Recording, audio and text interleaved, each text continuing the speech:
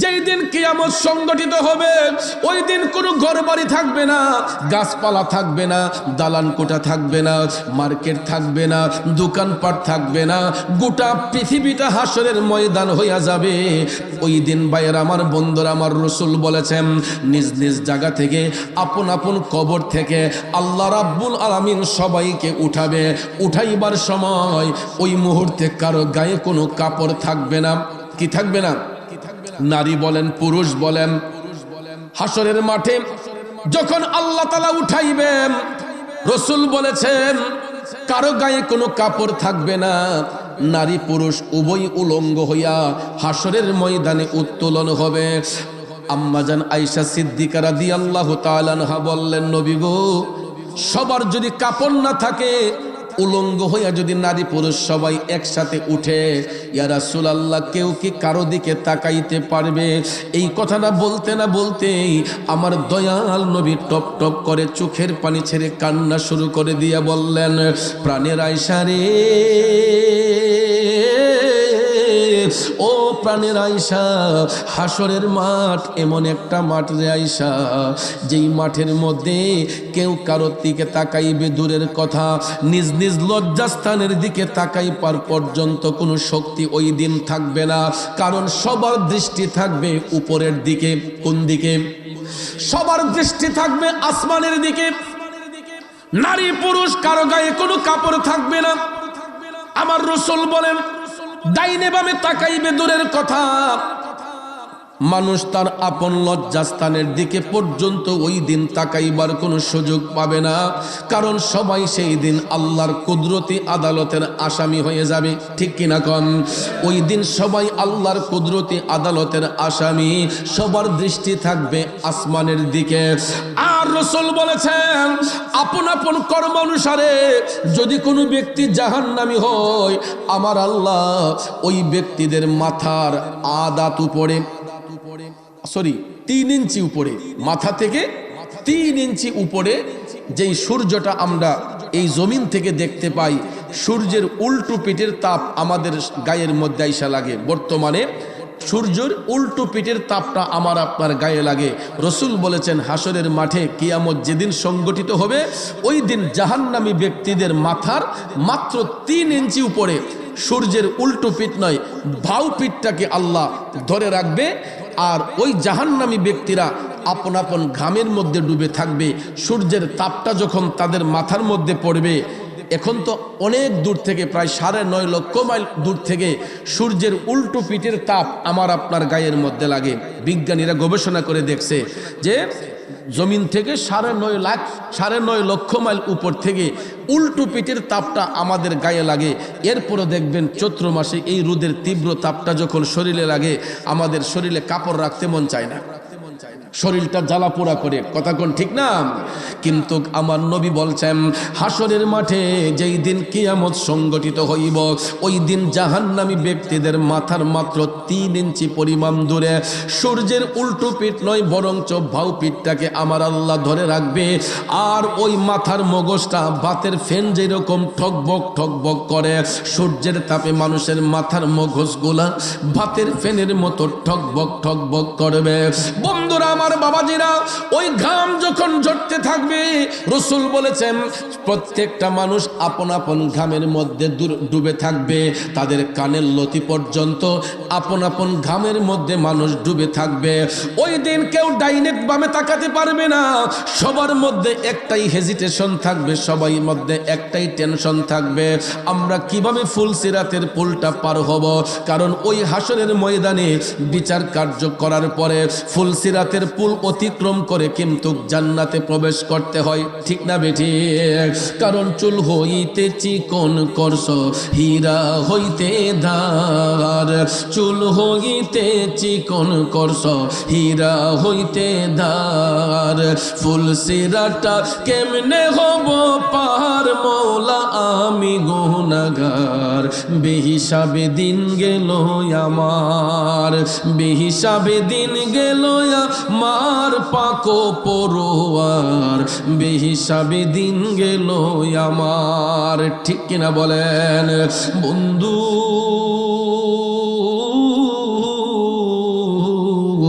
একটু ভাইবা দেখেন তো, সকাল থেকে এই পর্যন্ত এই 24 ঘন্টার ভিতরে আমরা কয়টা ভালো কাজ করেছি, কয়টা মন্দ কাজ করেছি, কয়টা ভালো কাজ করেছি, কয়টা মন্দ কাজ করেছি।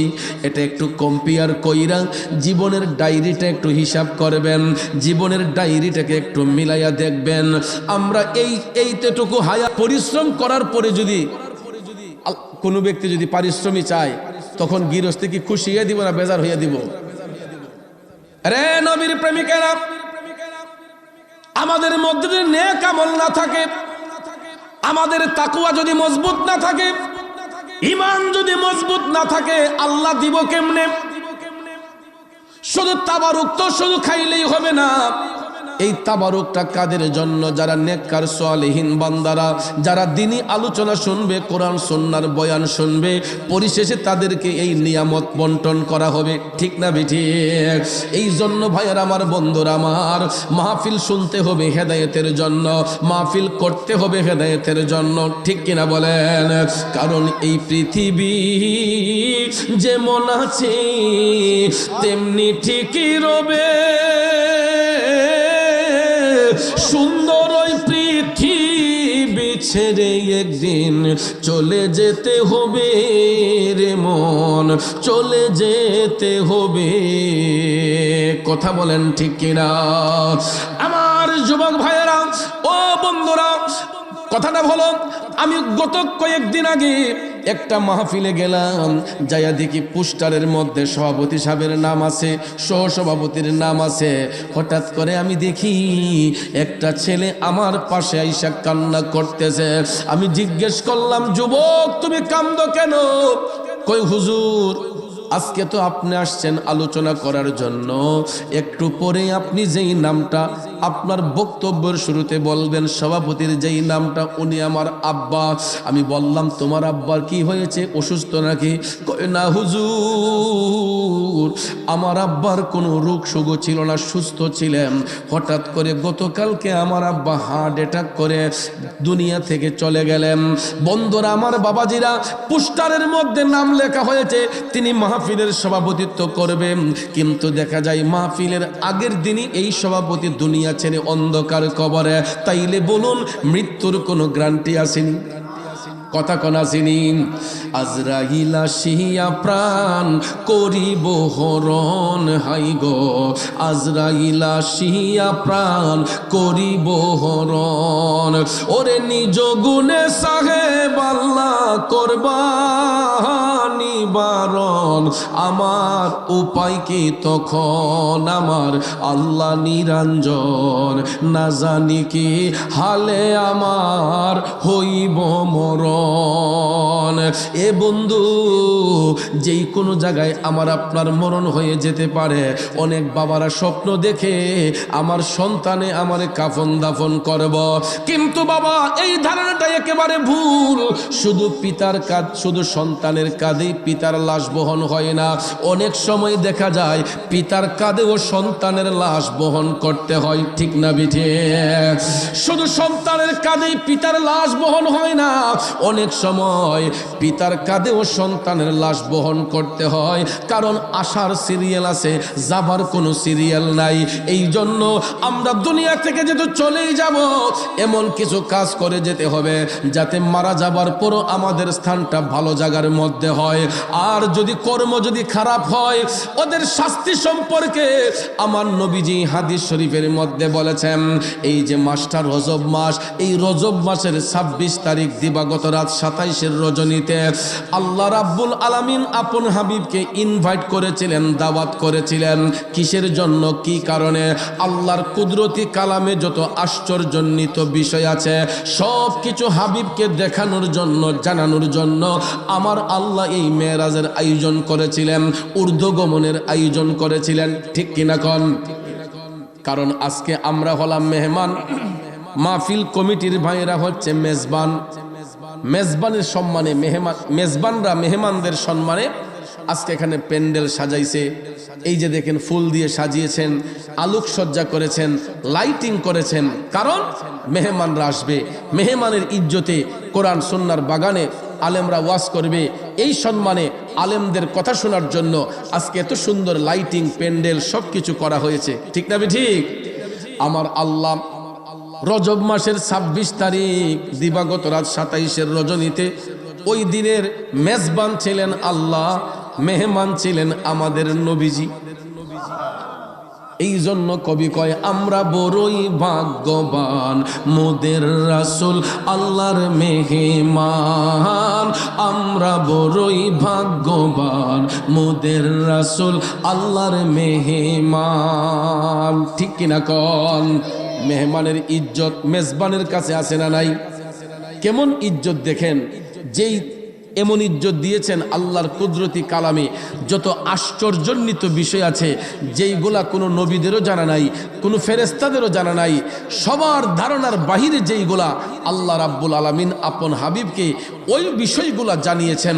আর রসুল জানছেন বিদায় আজকে আমরা কবর সম্পর্কে ধারণা রাখতে পারি, হাসর সম্পর্কে ধারণা রাখতে পারি, জান্নাত জাহান্নাম সম্পর্কে আমরা জানতে পারতেছি একমাত্র আমার নবীর মেরাজ সফরের মাধ্যমে। ঠিক কিনা কন ভাইয়ার আমার, বন্ধুরা আমার, কর্ম যদি খারাপ হয়, আমাদের যদি বদকর্ম হয়, ওই ব্যক্তিগুলোকে জাহান্নামে পাঠানো হয়।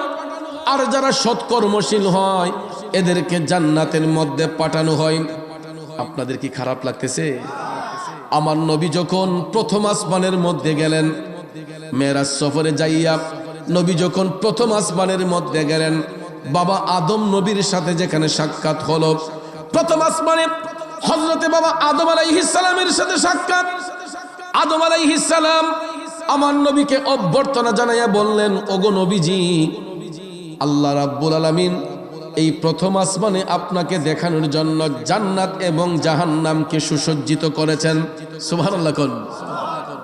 আদম আলাইহিস সালাম বলতেছেন, ইয়া রাসূলুল্লাহ, আপনি চাইলে আগে জান্নাতও দেখতে পারেন, চাইলে আগে জাহান্নামটাও দেখতে পারেন।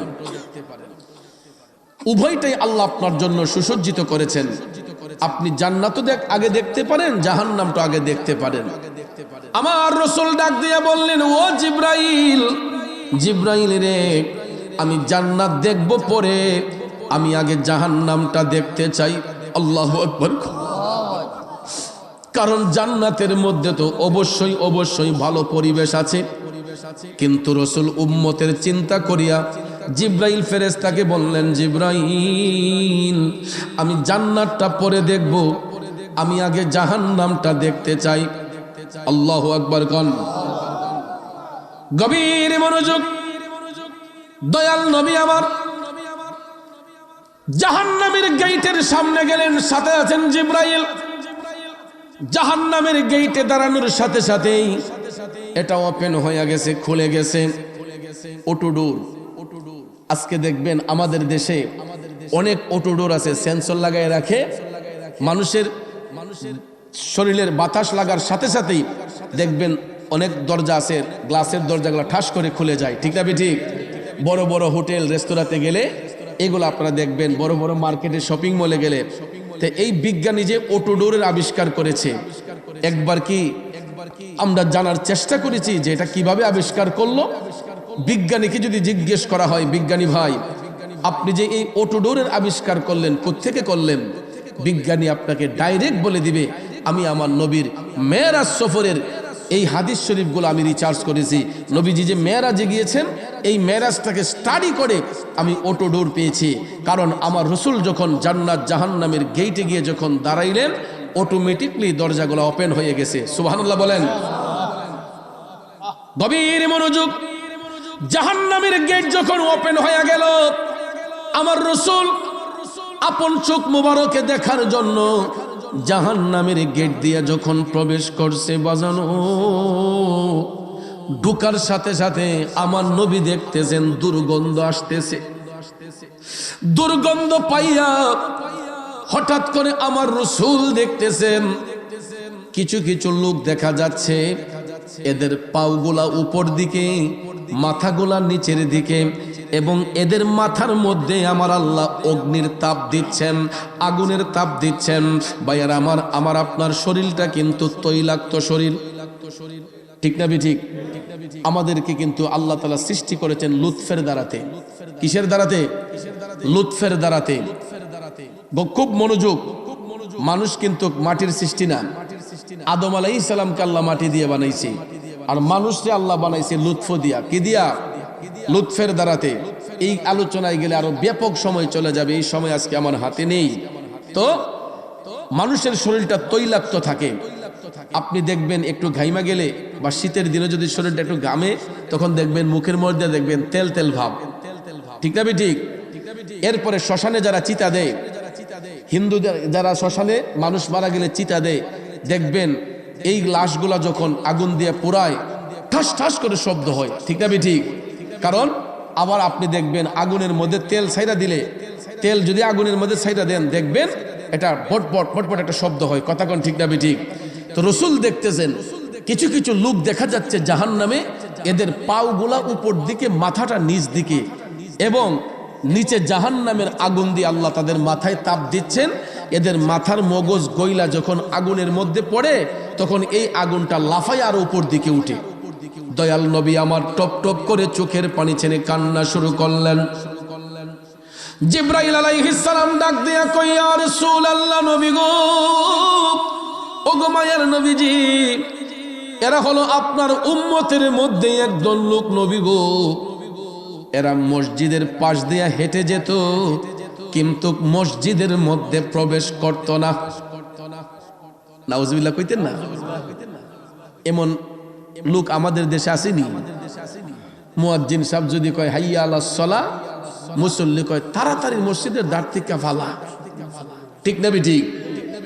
দেখবেন কিছু কিছু লোক আজানের সময় ছাত্রীটারে বাঁকা কইরা কাজে যাতে কেউ না দেখে, মসজিদের পাশ দিয়ে একটা গেলে ছাত্রীটার বেহা কইরা যাতে মসজিদ তার শোকো না পড়ে, মসজিদের পাশ দিয়ে দেখবেন রুই সাহিত্যা জায়গা, আও নামাজ আদায় না, আইতাছি আইতাছি। আবার কোনো কোনো সময় অনেক মানুষের নামাজের দিকে আহ্বান করলে আমার শরীরটা ফাঁক না, কাপড়টা ফাঁক না। কথা কোন ঠিক না ঠিক? এই অজুহাত দিয়া আমাদের দেশে অনেক মুসল্লি নামাজ কাজা করে ফেলে। ভাইয়ের আমার, বন্ধুরা আমার, এই অজুহাত হাসরের ময়দানে কোনো কাজে আসবে না। কথা কোন ঠিক না ঠিক? মসজিদের মধ্যে আজান হচ্ছে, হাইয়া আলাস সালাম, আসো নামাজের দিকে আসো, নামাজের দিকে আসো। মুয়াজ্জিন সাহেব একবার নয়, দুইবার নয়, দৈনিক 5 বার মসজিদের মাইকে আমাদেরকে ডাক দিয়ে বলতেছে, ও মুসল্লি, হাইয়া আলাস সালাহ, আই নামাজ কে লিয়ে আসো, নামাজের দিকে আসো। কিন্তু দেখবেন মুসল্লিরা মসজিদের দ্বার দিয়ে হাইটা যায়, এরপরও আল্লাহর ঘর মসজিদে প্রবেশ করতে চায় না। এ বন্ধুরা আমার, বাবাজিরা, যদি আপনি শক্তির জোর দেখাইয়া, ক্ষমতার জোর দেখাইয়া মসজিদের পাশ দিয়ে হেঁটে যাচ্ছেন, এই বাহাদুরি তো বেশি দিন থাকবে না। আপনি বাহাদুরিটা কয়দিন দেখাইবেন? আমার রসুল বলেছেন, তোমাদের মাথার কালো চুলগুলা যদি সাদা হতে শুরু করে, তখন তোমরা মনে করবা যে তোমাদের রেড সিগন্যাল আসতেছে। যে সিগন্যাল, মাথার কালো চুলগুলা যখন সাদা হতে শুরু করবে, রসুল বলছেন তোমাদের মরণের ঘন্টা বাজতেছে। কিছু কিছু সাদা দাড়িওয়ালা লোক আমি দেখছি চায়ের দোকানে বৈশা এই টেলিভিশনটার দিকে চাইয়া দিচ্ছে, আসেনি বাজান? অথচ মসজিদে জামাত চলছে। আমার চাচা মসজিদে আসার সময় হয় না, চার দোকানে বৈশা আড্ডা মারতেছেন, বাজে কাজ করতেছেন। অনেক সময় দেখবেন নামাজও পড়তো না, শাস্টলো বইয়া, কোন হুজুরে পাঞ্জাবি লাম্বা, কুন্ডা বাইটা, এই সমস্ত গিবত চায়ের দোকানে বসে, বিভিন্ন জায়গায় বসে আমরা করতে পছন্দ করি। এরপরেও নিজেকে শুধরাতে আমরা পছন্দ করি না, নিজেকে শুধরাতে চেষ্টা করি না। কথা বলেন ঠিক কিনা? আমার নবী দেখতেছেন ওই লোকগুলাকে জাহান্নামের মধ্যে, পাগুলা উপর দিকে, মাথাটা নিচ দিকে, আল্লাহ রাব্বুল আলামিন অগ্নির তাপ দিচ্ছেন। জিবরাইল আলাইহিস সালাম বলেন, নবী গো, এরা আপনার উম্মতের মধ্যে একদল লোক, এরা নামাজ পড়তো না, এরা নামাজ কাজা করত। আমি চ্যালেঞ্জ করে এখনো বলতে পারবো, আমার মাহফিলে যেই শ্রোতারা আসছেন, আপনাদের মধ্যে অনেকেই আজকে এশারের নামাজটা কাজা হয়েছে। কষ্ট হয়েছে? আজকে আপনাদের অনেকেরই মাগরিব কাজা হয়েছে, আসর কাজা হয়েছে, জোহর কাজা হয়েছে। ফজরের কথার কি ভাই বলবো, লজ্জা লাগে। ঠিক না বেঠিক? আমার বাবাজিরা, শুধু একদিন নয়, দিন কি দিন মাস কি মাস আমরা নামাজ কাজা করতেছি, কিন্তু এই যে রজবের মাস, আমার নবী যে মেরাজ শরীফের মধ্যে গেলেন, সেখানে যাইয়াও রসুল উম্মতকে বলে নাই আমার মৌলা পাকের দিদার কইরা, মৌলা পাকের সাথে দিদার কইরা রসুল উম্মতকে ভুলেন নাই। উম্মতের গুনার বোঝা হালকা করার জন্য আমার নবী নামাজ এবং রোজা নিয়ে আসছিলেন, ঠিক কিনা কন? এই জন্য রসুল বলেছেন উম্মত রে, হাসরের মাঠে আল্লাহ যেই দিন বিচার করবে, সবার আগে বান্দার কাছ থেকে নামাজের হিসাব চাইব। কিসের হিসাব? হাসরের মাঠে আল্লাহ বান্দার কাছে সবচেয়ে আগে নামাজের হিসাব চাইব, যে আমি তো 82 বার তোমাদেরকে আদেশ করেছি আকিমুস সালাহ, তোমরা সালাত কায়েম করো, তোমরা সালাত কায়েম করো। এখন বলবেন হুজুর, সালাতের তো এক শব্দ কায়েম, সালাতের এক শব্দ জিকির, সালাতের এক শব্দ নামাজ। নামাজ কথাটা কোরআনে পাকে নাই। হ্যাঁ আসলে নাই, কিন্তু সালাতের কথা আসছে। সালাতের একটা অর্থই হলো নামাজ। নামাজ হলো ফার্সি শব্দ, সালাত হলো আরবি শব্দ। কথাটা কি বুঝে আসছে ভাইয়ের আমার, বন্ধুরা আমার? এই জন্য সালাতের আবিধানিক অর্থই হলো নামাজ। নামাজের অর্থ সালাত। সালাতের আরেক শব্দ মৌলাকে স্মরণ করা, জিকির, অর্থাৎ সালাতের এক শব্দ জিকির। জিকির মানে কি? মৌলার স্মরণ। সালাতের এক শব্দ কায়েম, সালাতের এক শব্দ নামাজ। এই সালাতের বিভিন্ন অর্থ আছে, কিন্তু আমরা যে রুকু করি, সিজদা করি, আমরা যে নামাজে কেরাত পড়ি, ওই শিক্ষাটা আমাদেরকে দেওয়ার জন্যই আল্লাহ রাব্বুল আলামিন হাবিব নবী মুস্তাফা সাল্লাল্লাহু আলাইহি ওয়াসাল্লামকে এই বিশ্বভুবনে পাঠিয়েছেন। কথা কোন ঠিক কিনা? এই জন্য ভাইয়ের আমার, বন্ধুরা আমার, আল্লাহর হাবিব সাল্লাল্লাহু আলাইহি ওয়াসাল্লাম আমাকে আপনাকে নামাজের শিক্ষা দিয়েছেন। কিভাবে আমরা ফরজ পড়ব, কত রাকাত ওয়াজিব পড়ব, কত রাকাত সুন্নত পড়ব, কত রাকাত নফল পড়ব, এই শিক্ষা আল্লাহ তাআলা দেন নাই, এই শিক্ষা দিয়েছেন আমাদেরকে নবীজি। আল্লাহ শুধু আদেশ করেছেন আকিমুস সালাহ, একবার নয়, দুইবার নয়, কোরআনে পাকে 82 বার আল্লাহ তাআলা এই আদেশ জারি করে দিয়েছেন। তাহলে মুসলমান হিসেবে অন্তত নামাজ পড়া আমাদের দরকার আছে না নাই? ইসলাম শিক্ষার 3টা স্তর। কয়টা? ইসলাম শিক্ষার 3টা স্তর। একটা হলো প্রাথমিক স্তর, একটা মাধ্যমিক স্তর, একটা উচ্চতর স্তর। কথাটা বুঝে আসছে? ইসলাম শিক্ষার স্তর কয়টা? 3টা। একটা হলো প্রাথমিক, একটা মাধ্যমিক, একটা উচ্চতর। তো ইসলামের প্রাথমিক স্তরের যে শিক্ষাটা, এটা হলো নামাজ, রোজা, তাসবিহ, তাহলিল, হজ, যাকাত, ঢিলা, কুলুব। অর্থাৎ দৈনন্দিন জীবনে চলতে গিয়া যেই আমলগুলা আমাদের দরকার, এটা স্কুলের ছাত্রর জন্য যেমন, মাদ্রাসার ছাত্রর জন্য তেমন, কৃষক দিনমজুরের জন্য যেমন, অফিস আদালতের সরকারি কর্মকর্তাদের জন্য তেমন। কথা কোন ঠিক না বেঠিক? অর্থাৎ সর্বশ্রেণী সর্বমহলের জন্য ইসলামের প্রাথমিক শিক্ষা নেওয়াটা জরুরি। যেই কারণে দেখবেন এখানে যারা আমরা আসছি, আমরা সবাই মক্তবে পড়ছি না? কথা কোন? ইসলাম শিক্ষা নেওয়ার জন্য, প্রাথমিক স্তরের শিক্ষাটা নেওয়ার জন্য আমরা মক্তবে ভর্তি হয়েছি ছোটবেলায়। আমরা প্রাথমিক স্তরের শিক্ষা গ্রহণের জন্য আমরা মক্তবের মধ্যে গিয়ে হুজুরের কাছ থেকে এই দোয়া কালামগুলা শিখেছি, নামাজের নিয়তগুলা শিখেছি। এরপরও যদি মুসল্লি মসজিদমুখী না হয়, তাহলে এদের শাস্তি সম্পর্কে রসুল বলেছেন, আমি জাহান্নাম দেখতে যখন গিয়েছি তখন দেখেছি অনেক মানুষের পাওগুলা উপরে, মাথাটা নিচে, তাদের মাথার মধ্যে অগ্নির তাপ দেয়া হচ্ছে। চুলার মধ্যে ভাত পাক করলে যেরকম ঠকবক করে তাদের মাথার মগজগুলা গলে গলে আগুনের মধ্যে পড়ে, জাহান্নামের আগুনে। আর ওই আগুনগুলা লাফাইয়া লাফাইয়া উপর দিকে উঠে। জোরে কন্যা নাউজুবিল্লাহ। এই শাস্তির কারণ হলো এরা বেনামাজি, এরা নামাজ পড়ে নাই। তাহলে বলুন, আমরা নামাজ পড়া দরকার না ছাড়া দরকার? জোরে বলেন, পড়া দরকার না ছাড়া দরকার? নামাজ অবশ্যই আমাদেরকে পড়তে হবে, কারণ আহকামে শরীয়তের মধ্যে সর্ব উৎকৃষ্ট ইবাদত হলো নামাজ। আহকামে শরীয়তের মধ্যে সর্ব উৎকৃষ্ট ইবাদত হলো নামাজ। জোরে কন্যা সুবহানাল্লাহ। এবার ভাইয়ার আমার, বন্ধুরা আমার, সময় সংক্ষেপ, খুব মনোযোগ। আমার নবী জাহান্নামে আরো অনেক চিত্র দেখলেন, জাহান্নামের মধ্যে আরো অনেক কিছু দেখলেন। এইগুলা বলতে গেলে ব্যাপক সময়ের দরকার। জাহান্নাম দেখে এবার রসুল যখন জান্নাতের গেটের সামনে দাঁড়ালেন, এটা ওপেন হয়েছে। ওপেন হওয়ার সাথে সাথে জান্নাত থেকে সুন্দর একটা খুশবু নবীজির নাক মুবারকে লাগতেছে। জান্নাতের মধ্যে সুগন্ধ আর জাহান্নামের মধ্যে দুর্গন্ধ।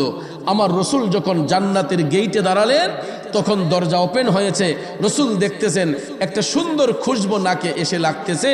হঠাৎ করে আমার নবী তাকাইয়া দেখতেছেন কিছু কিছু লোক দেখা যায়, কিছু কিছু লোক দেখা যায় এক একটা মহলের মধ্যে এক একটা লোক বসা, এক একটা মহলের মধ্যে এক একটা লোক বসা, 70 জন বেহেশতের হুর গেলমা এক একজন লোকের সেবার মধ্যে নিয়োজিত, আর 70,000 ফেরেশতা তাদেরকে পাহারা দিচ্ছে, সিকিউরিটি দিচ্ছে। সুবহানাল্লাহ বলেন। আমার নবীজি এটা দেখে মুস্কি মুস্কি হাসতেছেন। সুবহানাল্লাহ বলেন। নবী আমার মুস্কি মুস্কি হাসতেছেন। জিবরাইল আলাইহিস সালাম কয়, নবী গো, এই প্রাসাদগুলো যে আপনি দেখতেছেন আর যেই লোকগুলা দেখতেছেন নবী গো, এরা হলো আপনার উম্মতের মধ্যে যারা সাধারণ জান্নাতি, যারা সাধারণ জান্নাতি। অর্থাৎ জান্নাতের কিন্তু স্তর আছে, 8টা জান্নাত। কয়টা? 8টা জান্নাত। এগুলার মধ্যে আবার স্তর আছে। জিবরাইল ফেরেশতা বলতেছেন, নবী গো, এগুলা হচ্ছে আপনার উম্মতের মধ্যে সাধারণ জান্নাতি, যারা যারা নামাজ রোজা করেছে, যারা ঠিকভাবে নেক আমল করেছে, দুনিয়া থেকে নেক আমল নিয়ে আসছে। ইয়া রাসূলুল্লাহ, এই প্রাসাদগুলা আল্লাহ তাআলা সাধারণ জান্নাতির জন্য দিয়েছেন। কার জন্য? আর এই প্রাসাদগুলার আয়তন সম্পর্কে রসুল বলেছেন, পৃথিবীর আয়তন যতটুক হবে, গোটা পৃথিবীটা যতটুক বড় হবে, জান্নাতের এক একটা প্রাসাদ পৃথিবী সমান হবে। এক একজন লোকের জন্য পৃথিবী সমান এক একটা প্রাসাদ আল্লাহ তাআলা জান্নাতে বানিয়েছেন। এবং এগুলা সাধারণ জান্নাতি, মোটামুটি যারা সাধারণ জান্নাতি, এদের জন্য 70 জন বেহেশতের হুর থাকবে তাদের সেবায়, আর 70,000 ফেরেশতা এদের সিকিউরিটি গার্ড। আরো আসতে কোন সুবহানাল্লাহ। কি সুবহানাল্লাহ কইতে কি ডর লাগে বাজান? সুবহানাল্লাহ বললে সওয়াব না গুনাহ? সওয়াবটা কত, কি পরিমাণ? অনেক কি পরিমাণ হইতে পারে। আমার নবী বলছেন, যদি কোনো ব্যক্তি ইখলাসের নিয়তে, খালিস নিয়তে মাথাটাকে উঁচু করে বা তার দৃষ্টিটাকে মওলার দিকে রজ্জু করে, একবার যদি কোনো ব্যক্তি খালিস নিয়তে সুবহানাল্লাহ বলে, আমার মদিনার কামলিওয়ালা নবী বলছেন, ওই ব্যক্তির দৃষ্টিটা যতটুক দূরে যাবে, এই পরিমাণ গুনাহ যদি তার আমলে থাকে, একবার ইখলাসের নিয়তে সুবহানাল্লাহ বলার কারণে এই পরিমাণ গুনাহ আল্লাহ ওই ব্যক্তির আমল থেকে ঝরাইয়া দিবে। আরেকটু জোরে কন্যা সুবহানাল্লাহ। ইখলাসের নিয়তে মহব্বতের আওয়াজে সুবহানাল্লাহ যদি কেউ বলে, তাহলে দৃষ্টিটা যতটুকু উপরে যায়, এই পরিমাণ গুনাহ বান্দার আমলে থাকলে আমার আল্লাহ, রসুল বলেছেন, এই পরিমাণ গুনাহ থাকলে আমার আল্লাহ তাআলা ক্ষমা করে দিবে। তাইলে বাজান সুবহানাল্লাহ বলে লাভ না লস? জোরে কোন সুবহানাল্লাহ। একজন সাধারণ জান্নাতীর জন্য, একজন সাধারণ জান্নাতীর জন্য জান্নাতের যেই প্রাসাদ, দুনিয়া সম পরিমাণ এক একটা প্রাসাদ, 70 জন বেহেশতের হুর ওই নেককার ইমানদারদের সেবার জন্য থাকবে। 70,000 নূরের ফেরেশতা তাদেরকে পাহারা দেবে, সিকিউরিটি গার্ড দিবে। তাইলে বলুন, দুনিয়াটা আসল না আখিরাতটা আসল? আখিরাতের চিন্তা করতে হবে। তাইলে দুনিয়ার লোভ লালসা থেকে আমাদেরকে বাঁচতে হবে। দয়াল নবী আমার জান্নাতের প্রাসাদগুলা দেখা আরেকটু দিকে ডাইনে যখন রসুল তাকালেন, ডান পাশে তাকানোর ফলে দেখা যায়, ভাইয়ারা আমার, বন্ধুরা আমার, কিছু কিছু জায়গাগুলা থেকে মাটির নিচ থেকে পানিগুলা অটোমেটিকলি উঠতেছে। কিছু কিছু জান্নাতের মাটি দেখা যাচ্ছে, এইগুলা ভিজিয়া পানিগুলা গড়াইয়া গড়াইয়া পড়তেছে। তখন ভাইয়ার আমার নবী বললেন, জিবরাইল, এটা কি দেখতে পেলাম রে?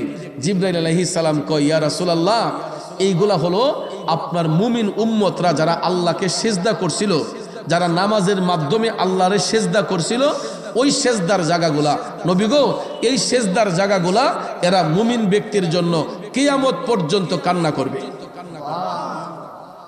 দুনিয়া ছেড়ে যখন নামাজি ব্যক্তি চলে যায়, ওই ব্যক্তি যেই জায়গাতে সিজদা করছিল, এই সিজদার জায়গাটা জান্নাতের টুকরা হয়ে যায়। এটা জান্নাতে রসুল দেখেছেন।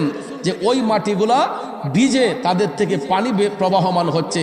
জিব্রাইল বলতেছেন, ইয়া রাসূলুল্লাহ, এগুলা হচ্ছে আপনার মুমিন উম্মতের সেজদার চিহ্ন। যারা দুনিয়াতে সেজদা করছিল আল্লাহর সন্তুষ্টির জন্য, এরা যখন দুনিয়া থেকে চলে গেছে এই জায়গাগুলা তাদের জন্য কান্না করেছে, আর এই মাটিগুলা জান্নাতি হয়ে গেছে। আর এই মাটির বদৌলতে আল্লাহ রাব্বুল আলামিন ওই নামাজি মুমিনদেরকে পুরস্কৃত করবে, জান্নাতের উটনিতে উঠাইয়া জোরে কোন সুবহানাল্লাহ। তাহলে বাজান আমার, নামাজের গুরুত্ব আছে না নাই? নামাজ পড়লে গুনাহ না সওয়াব? সওয়াব না গুনাহ? তাহলে বন্ধুরা আমার, বাবাজিরা আমার, আজকের মাহফিল থেকে আমরা ওয়াদা করে যাব, আমরা আর কোনোদিন নামাজ কাজা করব, আর কোনোদিন মিথ্যা কথা বলবো।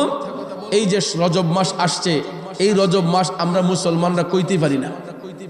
জিগাইলে যদি বলি যে আরবি 12 মাসের নামটা কোন, 1-2টা মাসের নাম বইলা দেখবেন আর পারে না। কিন্তু ইংরেজি মাসের নাম পারে, বাংলা মাসের নাম বলতে পারে, কিন্তু আরবি মাসের নাম বললে আমাদের উপরে ঠাডা ফিরে যায়।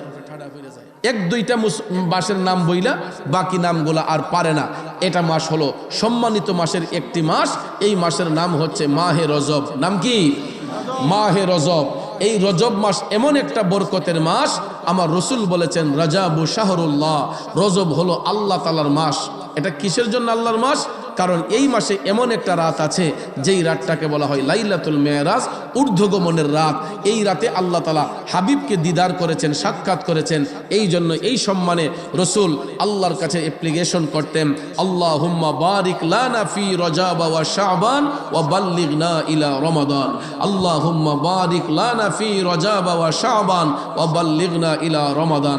রসুল ফরিয়াদ করতেন, আয় আল্লাহ, রজব এবং শাবান মাসের কল্যাণ আমাদেরকে দান করো, মাহে রমজান পর্যন্ত আমাদেরকে পৌঁছে দিও। সুবহানাল্লাহ বলেন। তাইলে বাজান, এই 3টা মাস অন্তর অন্তর মাস, একটা মাসের সাথে আরেকটা মাসের সম্পর্ক। রজব মাস আসলেই রমজানের গন্ধ চলে আসে। রজব মাস আসলেই কি আসে? রমজানের গন্ধ চলে আসে। তো এই জন্য আমরা এই রজব মাস, এটা সম্মানিত মাসের একটি মাস। আর কিছুদিন পরেই দেখবেন শাবানের চাঁদ উঠে যাবে। শাবানের চাঁদ যখন আসবে, এরপরেই গনতে গনতে দিনগুলা ফুরিয়ে যাবে, মাহে রমজান চলে আসবে। এই জন্য রমজান মাসের পবিত্রতা রক্ষার জন্য এখন থেকে যদি আমরা নিজের ঈমান আকীদাকে মজবুত করতে না পারি, আমাদের মতো হতভাগ্য পোড়া কপাল্লা এই পৃথিবীতে আর কে আছে? এই জন্য আপনাদেরকে বিনয় করে অনুরোধ করে বলে যাব, এখন থেকে আমরা নামাজি হয়ে যাব, মসজিদের প্রথম কাতারের মুসল্লি হওয়ার চেষ্টা করব। এরকম কাতারগুলা ভরপুর করে আমরা 5 ওয়াক্ত নামাজ পড়ব, হালাল রিজিক খাবো, হক পথে থাকব, সুন্নিয়তের পক্ষে থাকব, হকের পক্ষে থাকব, বাতিল ফেরকা থেকে আমরা দূরে থাকব। আমরা সব সময় আহলে সুন্নাত ওয়াল জামাতের আকীদায় বিশ্বাসী হয়ে চলব ইনশাআল্লাহ। তো আমার কমিটির এক ভাই আমাকে বলেছেন, হুজুর একটু জিকির করতে হবে। তো এই জন্য আমরা একটু জিকির করব, যেহেতু সময়ের শর্ট। আসুন আমরা চোখ বন্ধ করে সবাই আপন আপন কালবের দিকে মুতাওয়াজ্জি হইয়া খুব অল্প সময়ে আয়াতে পাকের মূল অর্থ, তাফসিরের ভাষায় কিছু আলোচনা এসেছে, এইগুলো উপস্থাপন করে মিলাদ শরীফ হবে, জিকিরের তালিম হবে। পরিশেষে মোনাজাতের মাধ্যমে আমরা তাবারু গ্রহণ করে আপন আপন বাড়িতে যাব। আল্লাহ পাক যেন শেষ মোনাজাত পর্যন্ত আমাদের সকলকে ধৈর্যের সহিত বসার সুযোগ দান করেন। আমরা সকলে বলি আমিন। আর একটু জবান খুলে বলি আমিন। প্রিয় ভাইয়ের আমার, আপনারা বলুন তো, আমার আপনার মালিককে? ইজ্জত সম্মান দেওয়ার মালিক, সব কিছুর মালিক আল্লাহ। সেই মহান মালিককে আমরা কি কোনোদিন দেখেছি? তাইলে তিনি যে আমাদের মালিক, তিনি যে আমাদের গড, এই পরিচয়টা আমরা পেলাম কিভাবে? তিনি যে সব কিছুর মালিক, এই পরিচয় আমাদেরকে দিলেন কে? ভাইয়ের আমার, আল্লাহর পরিচয় দেওয়ার জন্য যুগে যুগে আল্লাহ তাআলা বহু নবী রাসূল এই পৃথিবীতে পাঠিয়েছেন। আল্লাহ এক, এটা বিশ্বাস করানোর জন্য আল্লাহ তাআলা যুগে যুগে বহু নবী রাসূল পাঠিয়েছেন। তবে আমরা এমন একজন নবীর উম্মত, আমাদের নবী নির্দিষ্ট কোনো গোত্রের নবী না, ব্যক্তির নবী না, তিনি 7 আসমান 7 জমিনের নবী, তিনি কুল কায়নাতের রহমত, তিনি হচ্ছেন রাহমাতাল লিল আলামিন। তো সেই নবী পাকের মাধ্যমেই আমরা মহান মালিকের পরিচয় পেয়েছি, তিনি যে আমাদের গড সেটা জানতে পেরেছি। কথা কোন ঠিক কিনা? আর এই মহান আল্লাহ হাবিবুল্লাহকে এত ইজ্জত দিয়েছেন, এত সম্মান দিয়েছেন, যা অন্য কোনো নবীকে প্রদান করা হয় নাই। কথা বলেন ঠিক কিনা? কারণ আমাদের নবীর একটা উপাধি হচ্ছে হাবিবুল্লাহ। উপাধিটা কি? হাবিবুল্লাহ, আল্লাহর দুস্ত।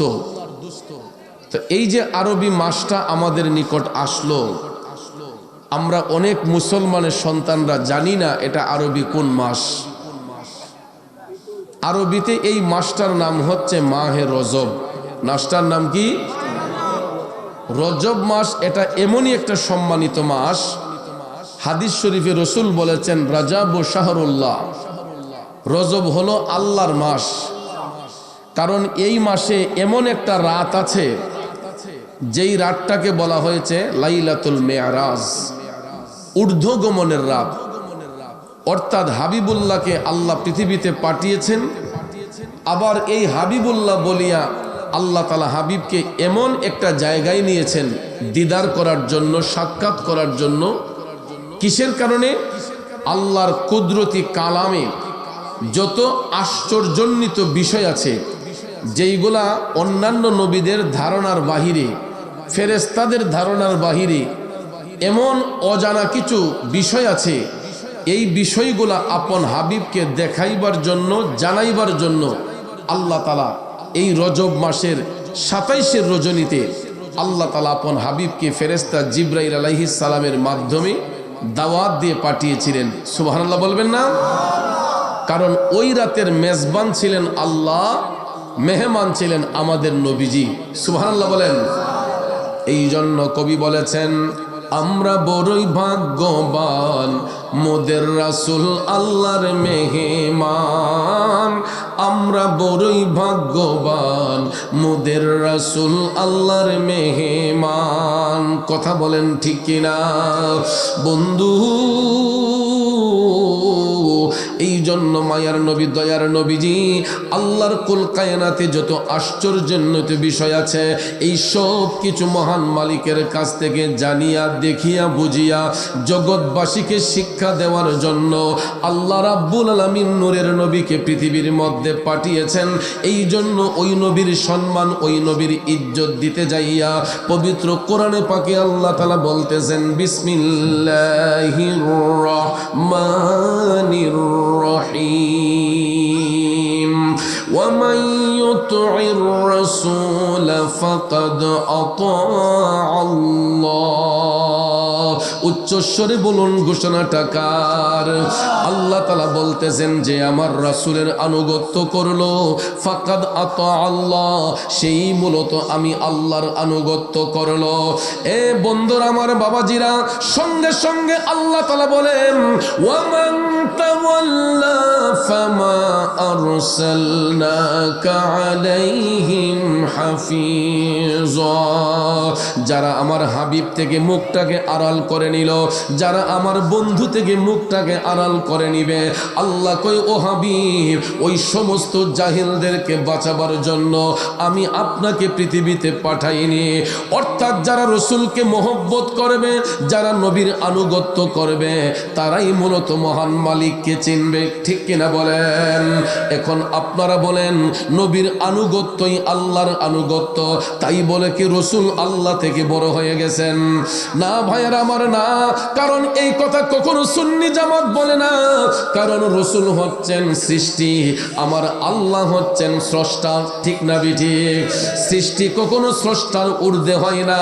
তবে আমার নবী সেই সৃষ্টি, যেই সৃষ্টির সাথে পৃথিবীর অন্য কোনো সৃষ্টির তুলনা হয় না। কথা বলেন ঠিক না ঠিক? এই জন্য কবি বলেছেন সৃষ্টির সেরা হাবিবে খোদা শাহে মদিনা, যার প্রেমেতে পাগল আমরা তিনি মদিনা। যার প্রেমেতে পাগল আমরা তিনি করে বলুন ঠিক না বেঠিক? আমার রসুল হচ্ছেন বেনজির বেমিসাল। নবীজির সাথে সৃষ্টির কোনো বস্তুর তুলনা হয় না। আর নবীজি মন গড়া কোনো কথাও বলেন না, অর্থাৎ আল্লাহর পক্ষ থেকে দয়াল নবীজি ওহির মাধ্যমে যা কিছু প্রাপ্ত হয়েছে এই সত্য প্রচারের জন্য নূরের নবী পৃথিবীর মধ্যে তশরিফ এনেছেন। কিন্তু দুঃখ লাগে, কষ্ট লাগে, আমরা এই শ্রেষ্ঠ নবীর শ্রেষ্ঠ উম্মত হইয়া ওই নবীর দিন থেকে দূরে সরে থাকতে চাই, নবীর আদর্শ থেকে দূরে সরে থাকতে চাই। এ বন্ধুরা আমার, বাবাজিরা, এই জন্য আল্লাহ তাআলা বলেছেন ওয়ামান তাওয়াল্লা ফামা আরসালনাকা আলাইহিম হাফিজা। আল্লাহ কই যারা আমার বন্ধু থেকে মুখটাকে আড়াল করে নেবে, ওগো হাবিব, এদেরকে বাঁচাবার জন্য আমি আপনাকে পাঠাই নাই।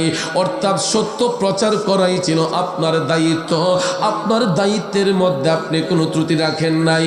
এই কারণে হাসরের ময়দানে কে জান্নাতি হবে কে জাহান্নামী হবে এই ব্যাপারে আল্লাহ তাআলা বন্ধু নবীকে কোনো জিজ্ঞাসাবাদ করবেন না। কিন্তু ভাইয়েরা আমার, চিন্তা করে দেখেন, পূর্বের যুগের নবীগণের উম্মতেরা হাসরের ময়দানে তাদের নবীদের বিরুদ্ধে আল্লাহর কাছে অভিযোগ করবে, আল্লাহ, আমাদের নবীগণ আমাদের কাছে সত্য প্রচার করে নাই। করার পরও এরা নবীদেরকে দোষারোপ করবে। কিন্তু উম্মতে মুহাম্মদীরা অন্য কোন নবীগণ আমার নবীকে দোষারোপ করার কোনো কায়দা নাই, জিজ্ঞাসাবাদ করার কোনো কায়দা নাই। কে হবে জান্নাতি, কে হবে জাহান্নামী, কে হবে জান্নাতি, কে হবে জাহান্নামী, এই বিষয়ে আল্লাহ তাআলা আপন হাবিবকে জিজ্ঞাসাবাদ করবেন না। কারণ সত্যের বাণী প্রচার করা দেয়াই ছিল আমার নবীর দায়িত্ব। যারা সত্যকে আঁকড়ে ধরবে এরাই হবে মুমিন, এরাই হবে ইমানদার। কথা বলেন ঠিক কিনা? এই জন্য কবি বলেছেন সত্যের দাওয়াতে দিলেন নবীজি, আমরা সত্যের দাওয়াতে দিলে আল্লাহ পাক রাজি। ঠিক কিনা কোন? আরে সত্যের দাওয়াতে দিলেন নবীজি, আমরা সত্যের দাওয়াতে দিলে আল্লাহ পাক রাজি। আল্লাহকে রাজি করে, আল্লাহকে রাজি করে সঠিক প্রেমিক হও, নবী তুমি আমার হয়ে যাও। আমি তোমার, তুমি আমার, আমি তোমার, তুমি আমার, একবার কথা দাও, নবী তুমি আমার হয়ে যাও, নবী তুমি আমার হয়ে যাও। নবীকে নিজের মতো করে পাইতে চাই কি চাই না? আর একটু জোরে বলেন, চাই কি চাই না? কারা কারা চাই একটু কষ্ট করে দুই হাত তুলে দেখাই। নারায়ে তাকবীর। আপনাদের আওয়াজে বোঝা গেছে যে আপনারা খুব দুর্বল। আমি তো জানি এলাকার মানুষ দুর্বল না, এলাকার মানুষের ইমান তাজা। ঠিক না বেঠিক? তাইলে একটু দুর্বল আওয়াজ দিয়ে নয়, সবল আওয়াজ দিয়ে প্রমাণ করতে হবে আমরা নবীজির উম্মত। ঠিক না বেঠিক? নারায়ে তাকবীর, নারায়ে রিসালাত, আহলে সুন্নাত ওয়াল জামাত, পবিত্র ওয়াজ দুয়ার মাহফিল। সত্যের দাওয়াতে দিলেন নবীজি, আমরা সত্যের দাওয়াতে দিলে আল্লাহ পাক রাজি। আল্লাহকে রাজি করে, আল্লাহকে রাজি করে সঠিক প্রেমিক হও, নবী তুমি আমার হয়ে যাও। বলুন নবী তুমি যাও, তোমায় ভালোবাসি হৃদয়ের টানে, মন বসে না কোনো কাজে নবী বিহনে। ঠিক না? তোমায় ভালোবাসি হৃদয়ের টানে, মন বসে না কোনো কাজে নবী বিহনে। গুনাহগার মতো ডাকি একবার ফিরে চাও, গুনাহগার মতো ডাকি একবার ফিরে চাও, নবী তুমি আমার হয়ে যাও। বলুন নবী তুমি আমার হয়ে যাও। একটা জবানও বন্ধ রাখবেন না। চিৎকার মেরে বলি আল্লাহু আকবার। বন্ধুরে,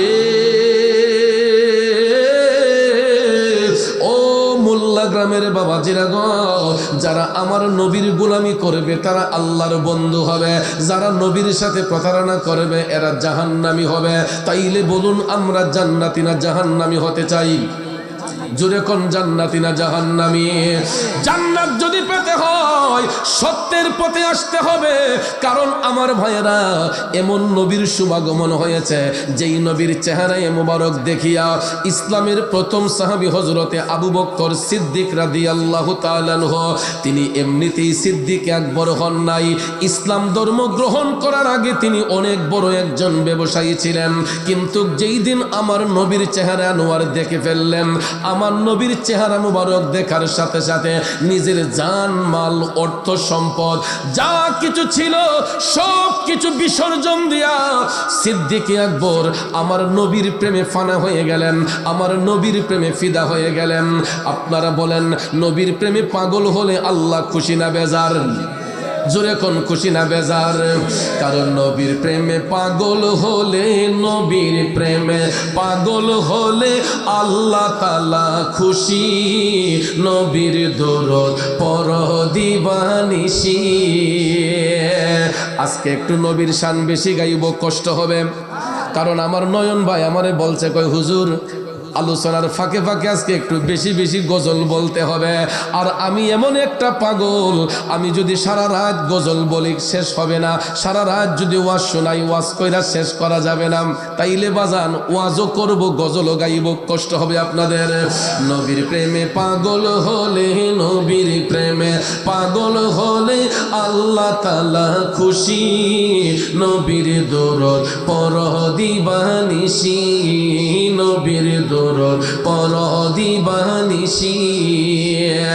আমার বাবাজিরা, বন্ধুরা, যারা নবীর প্রেমে ফানা হয়ে গেছে এরা ধন সম্পদের পাগল হয় নাই, অর্থ সম্পদের পাগল হয় নাই গো। যেমন আবু বকর সিদ্দিক রাদিয়াল্লাহু তাআলা আনহু এত উঁচু মাপের একজন ব্যবসায়ী হওয়ার পরেও যখন তিনি আমার নবীর চেহারা মুবারক দেখে ফেললেন, ইশকে মুস্তাফার প্রেমে পাগল হইয়া তিনি কালেমা পয়রা যেই দিন মুসলমান হলেন, ডাক দিয়া বলতেছেন, নবী গো, ইয়া রাসূলুল্লাহ, আমার বলতো তো আর আমার কিছু নাই, যেহেতু আমি আপনার কদমে কুরবান হয়ে গেছি, আপনি নবীর প্রেমে ফিদা হয়ে গেছে, আমার বলতে তো আর আমার কিছু নাই নবী গো। আমার জান মাল অর্থ সম্পদ যা কিছু আছে নবী গো, আমি বাইতুল মালের মধ্যে জমা করতে চাই।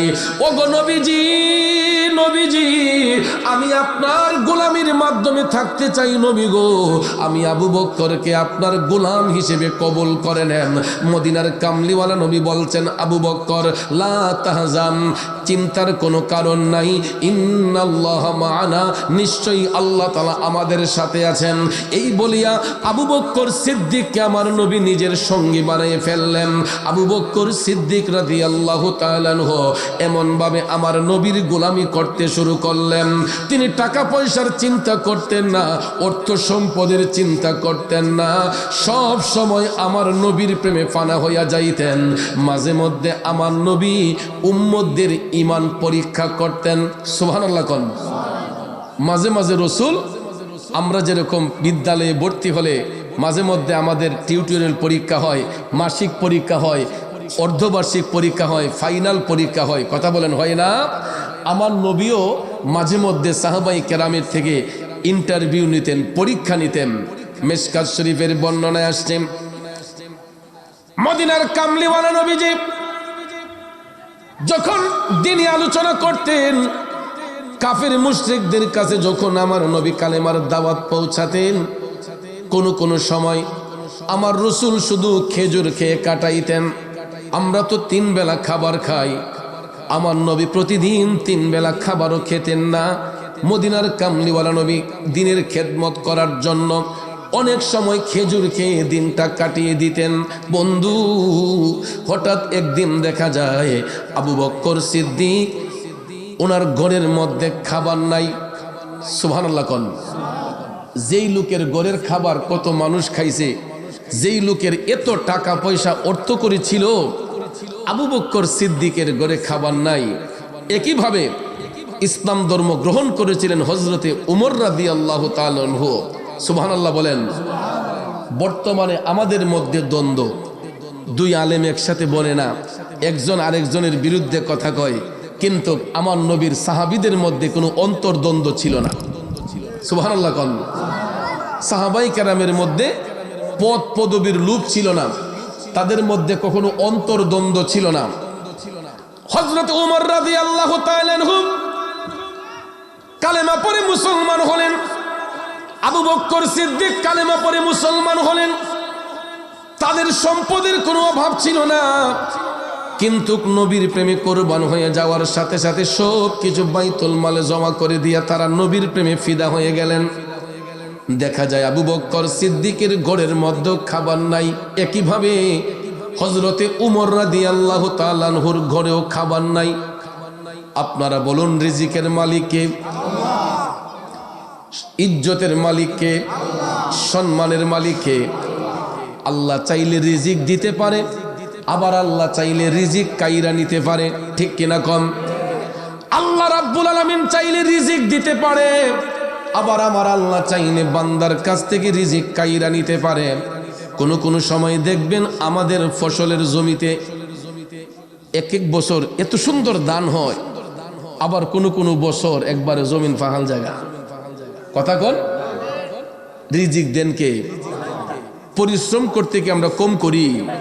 জমিনের মধ্যে হাল বাই, চাষ দেই, মই দেই, সার বান্যাই, আগাছা পরিষ্কার করি, এত সেচ পানি দেওয়ার পরেও যদি আল্লাহ না চায়, অনেক সময় দেখবেন শিলাবৃষ্টিতে ঝড় তুফানে সবগুলা ধান জমির মধ্যে ঝইরা পইরা যায়, কৃষকে গালে হাত দিয়ে বৈশা থাকে।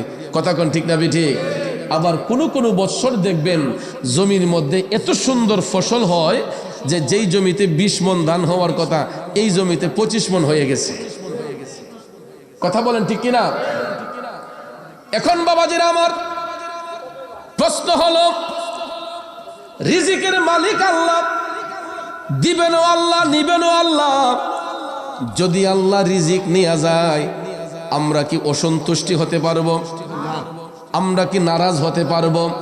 নিয়েছেন কে? দিয়েছেন কে? আল্লাহ দিবেন, আল্লাহ নিবেন। এই জন্য কবি বলেছেন, তুমি রাখো কিবা মারো, এই দয়া করো, থাকিতে যেন তোমায় না ভুলিও, থাকিতে যেন তোমায় না ভুলি। বন্ধু ও আমার বাবাজিরা গো, আমার আল্লাহ রাব্বুল আলামিন চাইলে রিজিক বাড়াইয়া দিতে পারেন, পাইলে রিজিক কমাইয়া দিতে পারেন, কিন্তু মাঝে মধ্যে আল্লাহ তাআলা বান্দার ঈমান পরীক্ষা করে। আবু বকর সিদ্দিকের ঘরের মধ্যে খাবার নাই, একইভাবে হযরতে উমরের ঘরের মধ্যে খাবার নাই। আমরা যদি সকালবেলা না খাই, দুপুরবেলা কিন্তু আমাদের মেজাজ গরম হয়ে যায়, ঠিক নিও? সকালবেলা না খাইলে দুপুরবেলা দেখবেন আইয়া কইলে তাড়াতাড়ি খাওয়ান দো, আর জানে লইতেছে না, মিজাজ গরম হয়ে গেছে। কথা কোন ঠিক না ঠিক? এরপরে দেখবেন দুপুরবেলা যদি খাবারটা তাল মতো না হয়, সন্ধ্যাবেলা দেখবেন আর চেহারার দিকে তাকানোই যায় না। কারণ আমাদের পেটের মধ্যে ক্ষুধা থাকলে আমাদের রাগ বেড়ে যায়, মেজাজ গরম হয়ে যায়। কিন্তু আমার নবীর সাহাবী হযরতে আবু বকর সিদ্দিক রাদিয়াল্লাহু তাআলা আনহুর ঘরের মধ্যে একদিন নয়, 2 দিন তাদের ঘরের মধ্যে কোনো খাবার নাই। কয়দিন? আমরা যদি একবেলা খাবার না খাই, মেজাজটা গরম হয়ে যায়। কিন্তু হযরতে আবু বকর সিদ্দিক, হযরতে উমর রাদিয়াল্লাহু তাআলা আনহুর ঘরের মধ্যে 2 দিন ধরে খাবার নাই।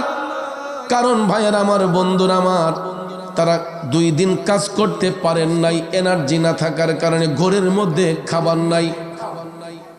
কিন্তু আমাদের ঘরে খাবার আনার জন্য দেখবেন কত হারাম পথে পাও বাড়াই, কত হারাম ব্যবসায় মগ্ন হইয়া যাই, কত দিকে আমরা রিজিকের তাল্লাশ করার জন্য কত মানুষের হক নষ্ট কইরা নিজের চিন্তা করি। আছে না নাই? গভীর মনোযোগ। একদিন চলে গেল, 2 দিন চলে গেল, সাহাবী দুইজনের ঘরের মধ্যে খাবার নাই।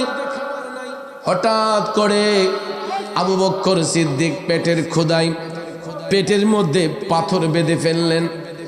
হযরতে ওমর পেটের ক্ষুধায় পেটের মধ্যে পাথর বেঁধে রাখছেন।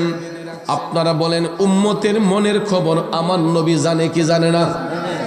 আমার নবীর কাছে উম্মতের মনের খবর আছে না নাই? কারণ আমার আল্লাহ দেখে কুদরতের নজরে থোর হযরতে আবু বকর সিদ্দিক বাইদা তারা দুইজন হাইটা হাইটা হাইটা আমার মদিনার কামলিওয়ালা নবীর দরবারে আইসা হাজির হইয়া গেছে। দয়াল নবী আপনার দরবারে আমরা গোলাম হাজির হইয়াছি। দয়াল নবী আপনার দরবারে আমরা গোলাম হাজির হইয়াছি। হযরতে আবু বকর হযরতে ওমর আমার নবীর হুজরাত মুবারকের সামনে দাঁড়াইয়া নবীজিকে সালাম দিলেন, আসসালাতু ওয়াসসালামু আলাইকা ইয়া রাসূলুল্লাহ। নবী গো, আমার নবী উম্মতের ডাক শোনার সাথে সাথে হুজরা মুবারকের দরজা খুলে রাসূল বের হলেন। আমার নবী তাকাইয়া দেখতেছেন আবু বকর সিদ্দিক রাদিয়াল্লাহু তাআলা আনহুর চেহারাটাও একটু ফুটো হয়ে গেছে। হযরতে ওমর রাদিয়াল্লাহু তাআলা আনহুর চেহারাটা একটু ফুটো হয়ে গেছে, কারণ 2 দিন ধরে খাবার নাই। আমার নবীকে সালাম দিলেন। আল্লাহর হাবিব সাল্লাল্লাহু আলাইহি ওয়াসাল্লাম তাদের ডাকে সাড়া দিলেন। এমন সময় আবু বকর সিদ্দিক ডাক দিয়ে বলতেছেন, নবী গো,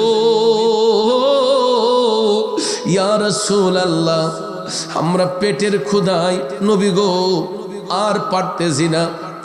একদিন নয় ওগো নবী, 2 দিন ধরে আমাদের ঘরের মধ্যে খাবার নাই।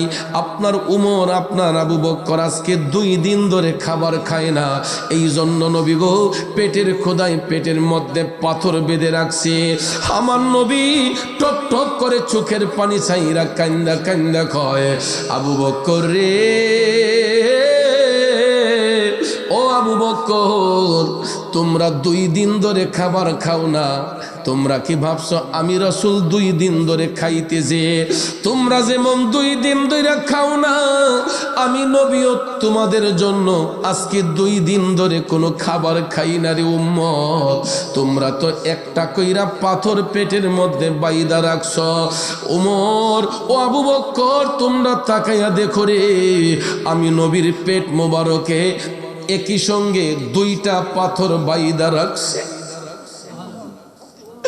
আমার নবীজি উম্মতের জন্য কত দয়াবান। সাহাবায়ে কেরাম 2 জনে 2টা পাথর পেটের মধ্যে বেঁধে রাখলেন। আর আমার দয়াল নবীজি উম্মতের দরদি হইয়া একটা নয় 2টা পাথর নবী পেটের মধ্যে বেঁধে রাখছেন। আমার নবীর পেট মোবারকে 2টা পাথর বাঁধা। হযরত আবু বকরের পেটে একটা, হযরতে উমরের পেটে একটা। কিন্তু নবীজির পেট মোবারকের মধ্যে পাথর মোবারক কয়টা? আপনারা বলেন, আমার নবীর কাছে কি খাবারের কোনো অভাব আছে? আমার নবীর কাছে খাবারের কোনো কমতি আছে? কারণ আল্লাহুল ইউতি ওয়া আনা কাসেম, আল্লাহ হচ্ছেন দানকারী, রাসূল হচ্ছেন বন্টনকারী। সব কিছুর বন্টনের দায়িত্ব যেহেতু আল্লাহ রাসূলকে দান করেছেন, আমার নবীর কাছে তো কোনো কমতি ছিল না। এরপর আমার নবী উম্মতের দরদি হইয়া 2টা পাথর মোবারক পেটের মধ্যে বাঁধে রাখলেন। হঠাৎ করে আবু বকর সিদ্দিক যখন দেখলেন, উমর রাদিয়াল্লাহু তাআলা আনহু যখন দেখলেন নবীজির পেট মোবারকের মধ্যে 2টা পাথর বাঁধা, আবু বকর সিদ্দিক টপ টপ করে কান্না বলতেছে, নবী গো, ওগো মায়ের নবীজি, আমরা যদি 2 বছর যদি খাবার না খাই আর কোনোদিন খাবারের কথা বলবো না গো নবী। যেখানে দিনের নবীর পেট মুবারকে পাথর বেঁধে রাখছে, আমরা যদি দুনিয়া ছেড়ে চলেও যাই গো নবী, আর কোনোদিন খাবারের কথা বলবো না, আমরা সবরি ইয়া রাসূলুল্লাহ, আমাদের খাবারের কোনো দরকার নাই। এই বইলা হযরতে আবু বকর সিদ্দিক যখন কান্না করতেছেন, হঠাৎ করে দেখা যায় আরেকজন সাহাবী আমার নবীর কদমে আইসা সালাম দিয়ে বলতেছেন, আসসালাতু আসসালামু আলাইকা ইয়া রাসূলুল্লাহ। নবী গো, ওগো মায়ের নবীজি, বিয়াদবি ক্ষমা করবেন, আমি আড়াল থেকে আপনাদের সব আলোচনা শুনেছি গো নবীজি। ওগো মায়ের নবীজি, আপনার উম্মত দুইজন ক্ষুধা তৃষ্ণায় কাতর, ইয়া রাসূলুল্লাহ। আমি একটু আগে দেখে আসছি আপনার সাহাবী, আপনার উম্মত হযরতে মিকদাতের বাড়ির মধ্যে বিশাল বড় একটা রুমের মধ্যে অনেক খেজুর স্তূপ করে রাইখা দিছে। সুবহানাল্লাহ কোন। একজন সাহাবীর নাম হচ্ছে মিকদাত। মিকদাত সাহাবীর বাড়ির মধ্যে একটা রুমের ভিতরে খেজুর স্তূপ করে রাখছেন, একটা রুমের ভিতরে স্টক। তখন এই সাহাবী বলতেছেন, ইয়া রাসূলুল্লাহ, আমি একটু আগে দেখছি আপনার উম্মত মিকদাত সাহাবীর বাড়ির মধ্যে বিশাল বড় একটা খেজুরের স্তূপ একটা রুমের ভিতরে কইরা রাখছে। নবী গো, আপনি যদি তাকে বলেন, আদেশ করেন, আমার মনে হয় এখান থেকে কিছু খেজুর আপনাদেরকে খেতে দিবে। সুবহানাল্লাহ কোন। বন্ধুরা আমার, বাবাজিরা, মদিনার কামলিওয়ালা নবীজি আবু বকর সিদ্দিক হযরতে উমরকে সাথে নিয়া নবীর দয়াল নবী বললেন, চলো আবু বকর, চলো আমরা মিকদাদের বাড়ির মধ্যে যাই, চলো আমরা এই মুহূর্তে মিকদাদের বাড়িতে যাই। সত্যি সত্যি আমার নবীজি হুজরা শরীফ থেকে বের হলেন। আবু বকর সিদ্দিক হযরতে উমর রাদিয়াল্লাহু তাআলা আনহুকে সাথে নিয়া নবীজি হাইটা হাইটা হাইটা মিকদাদ সাহাবীর বাড়ির মধ্যে চলে গেলেন। জোরে কন্না আল্লাহু আকবার। সাহাবী মিকদাদ রাদিয়াল্লাহু তাআলা আনহু যখন তিনি দেখলেন আমার মদিনার কামলিওয়ালা নবীজি, মায়ার নবীজি ওনার বাড়ির মধ্যে, তখন মিকদাদ সাহাবী তিনি অবাক হয়ে গেলেন, স্ট্রেঞ্জ হয়ে গেলেন। ডাক দিয়া কই, ওগো নবীজি, কতদিন কত চেষ্টা করলাম আপনার নুরানি কদম মোবারক খানা আমার বাড়িতে আনার জন্য, কিন্তু আমি শত চেষ্টা করে ব্যর্থ হয়ে যাই নবী গো। আজকে আমার কপালে তো ভালো, আমার নসিবে তো ভালো, দিনের নবীজি আমার বাড়ির মধ্যে তশরিফ এনেছেন। এই বলিয়া মিকদাদ সাহাবী অনেক খুশি। তখন আমার নবীজি ডাক দিয়ে বললেন, মিকদাদ, আমি তো এই এমনিতে আসি নাই, আমি আসছি একটা খবর পাইয়া, বার্তা পাইয়া। আমার এক উম্মত বলেছে তোমার ঘরে নাকি খেজুর স্তূপ করে রাখছো। হে মিকদাদ, তোমার দুই ভাই আমার উম্মত, আমার আবু বকর, আমার উমর আজকে 2 দিন ধরে ক্ষুধা তৃষ্ণায় কাতর, তাদের জন্য আমি নবীও 2 দিন যাবত কিছু খাই নাই। মিকদাদ রে, তোমার ঘরে যেহেতু অনেকগুলা খেজুর আছে, এখান থেকে কিছু খেজুর আমাদেরকে খেতে দাও। আরো জোরে কন্যা সুবহানাল্লাহ। নবী উম্মতকে পরামর্শ দিলেন যে তোমার বাড়িতে যদি খেজুর আছে, এখান থেকে কিছু খেজুর আমাকে খেতে দাও। হযরতে মিকদাদ সাহাবী টপ টপ করে চোখের পানি ছাইরা কান্না শুরু করে দিলেন। তিনি লজ্জায় পড়ে গেছেন। ডাক দিয়া বলতেছে, ওগো নবীজি, ইয়া রাসূলুল্লাহ, মায়ার নবী গো, আপনি যদি আর কিছুক্ষণ আগে আসতেন, আমি আপনাকে খেজুর কিছু না বেশি পরিমাণে দিতে পারতাম গো নবী, কিন্তু আপনি আসার একটু আগেই আমার যেই খেজুরগুলা রিজার্ভ ফান্ডে ছিল, আমি এই এলাকার এতিম মিসকিন গুলার মধ্যে সবগুলা খেজুর বন্টন করে দিছি। আরো জোরে জোরে কন্যা সুবহানাল্লাহ। কাকে বন্টন করছেন? এলাকার এতিম অসহায় যারা ছিলেন এদেরকে বন্টন করে দিছে। আল্লাহু আকবার কোন। বন্ধুরা আমার নবী খুশি না বেজার? এতিমের প্রতি সদয় হইলে আল্লাহ যেমন খুশি হন, আমার নবীও খুশি হন। কিন্তু আমাদের সমাজে কিছু বিত্তবান লোক আছে যারা অসহায় এতিমদের প্রতি আমাদের কোনো দরদ থাকে না। কথা বলেন ঠিক না ঠিক?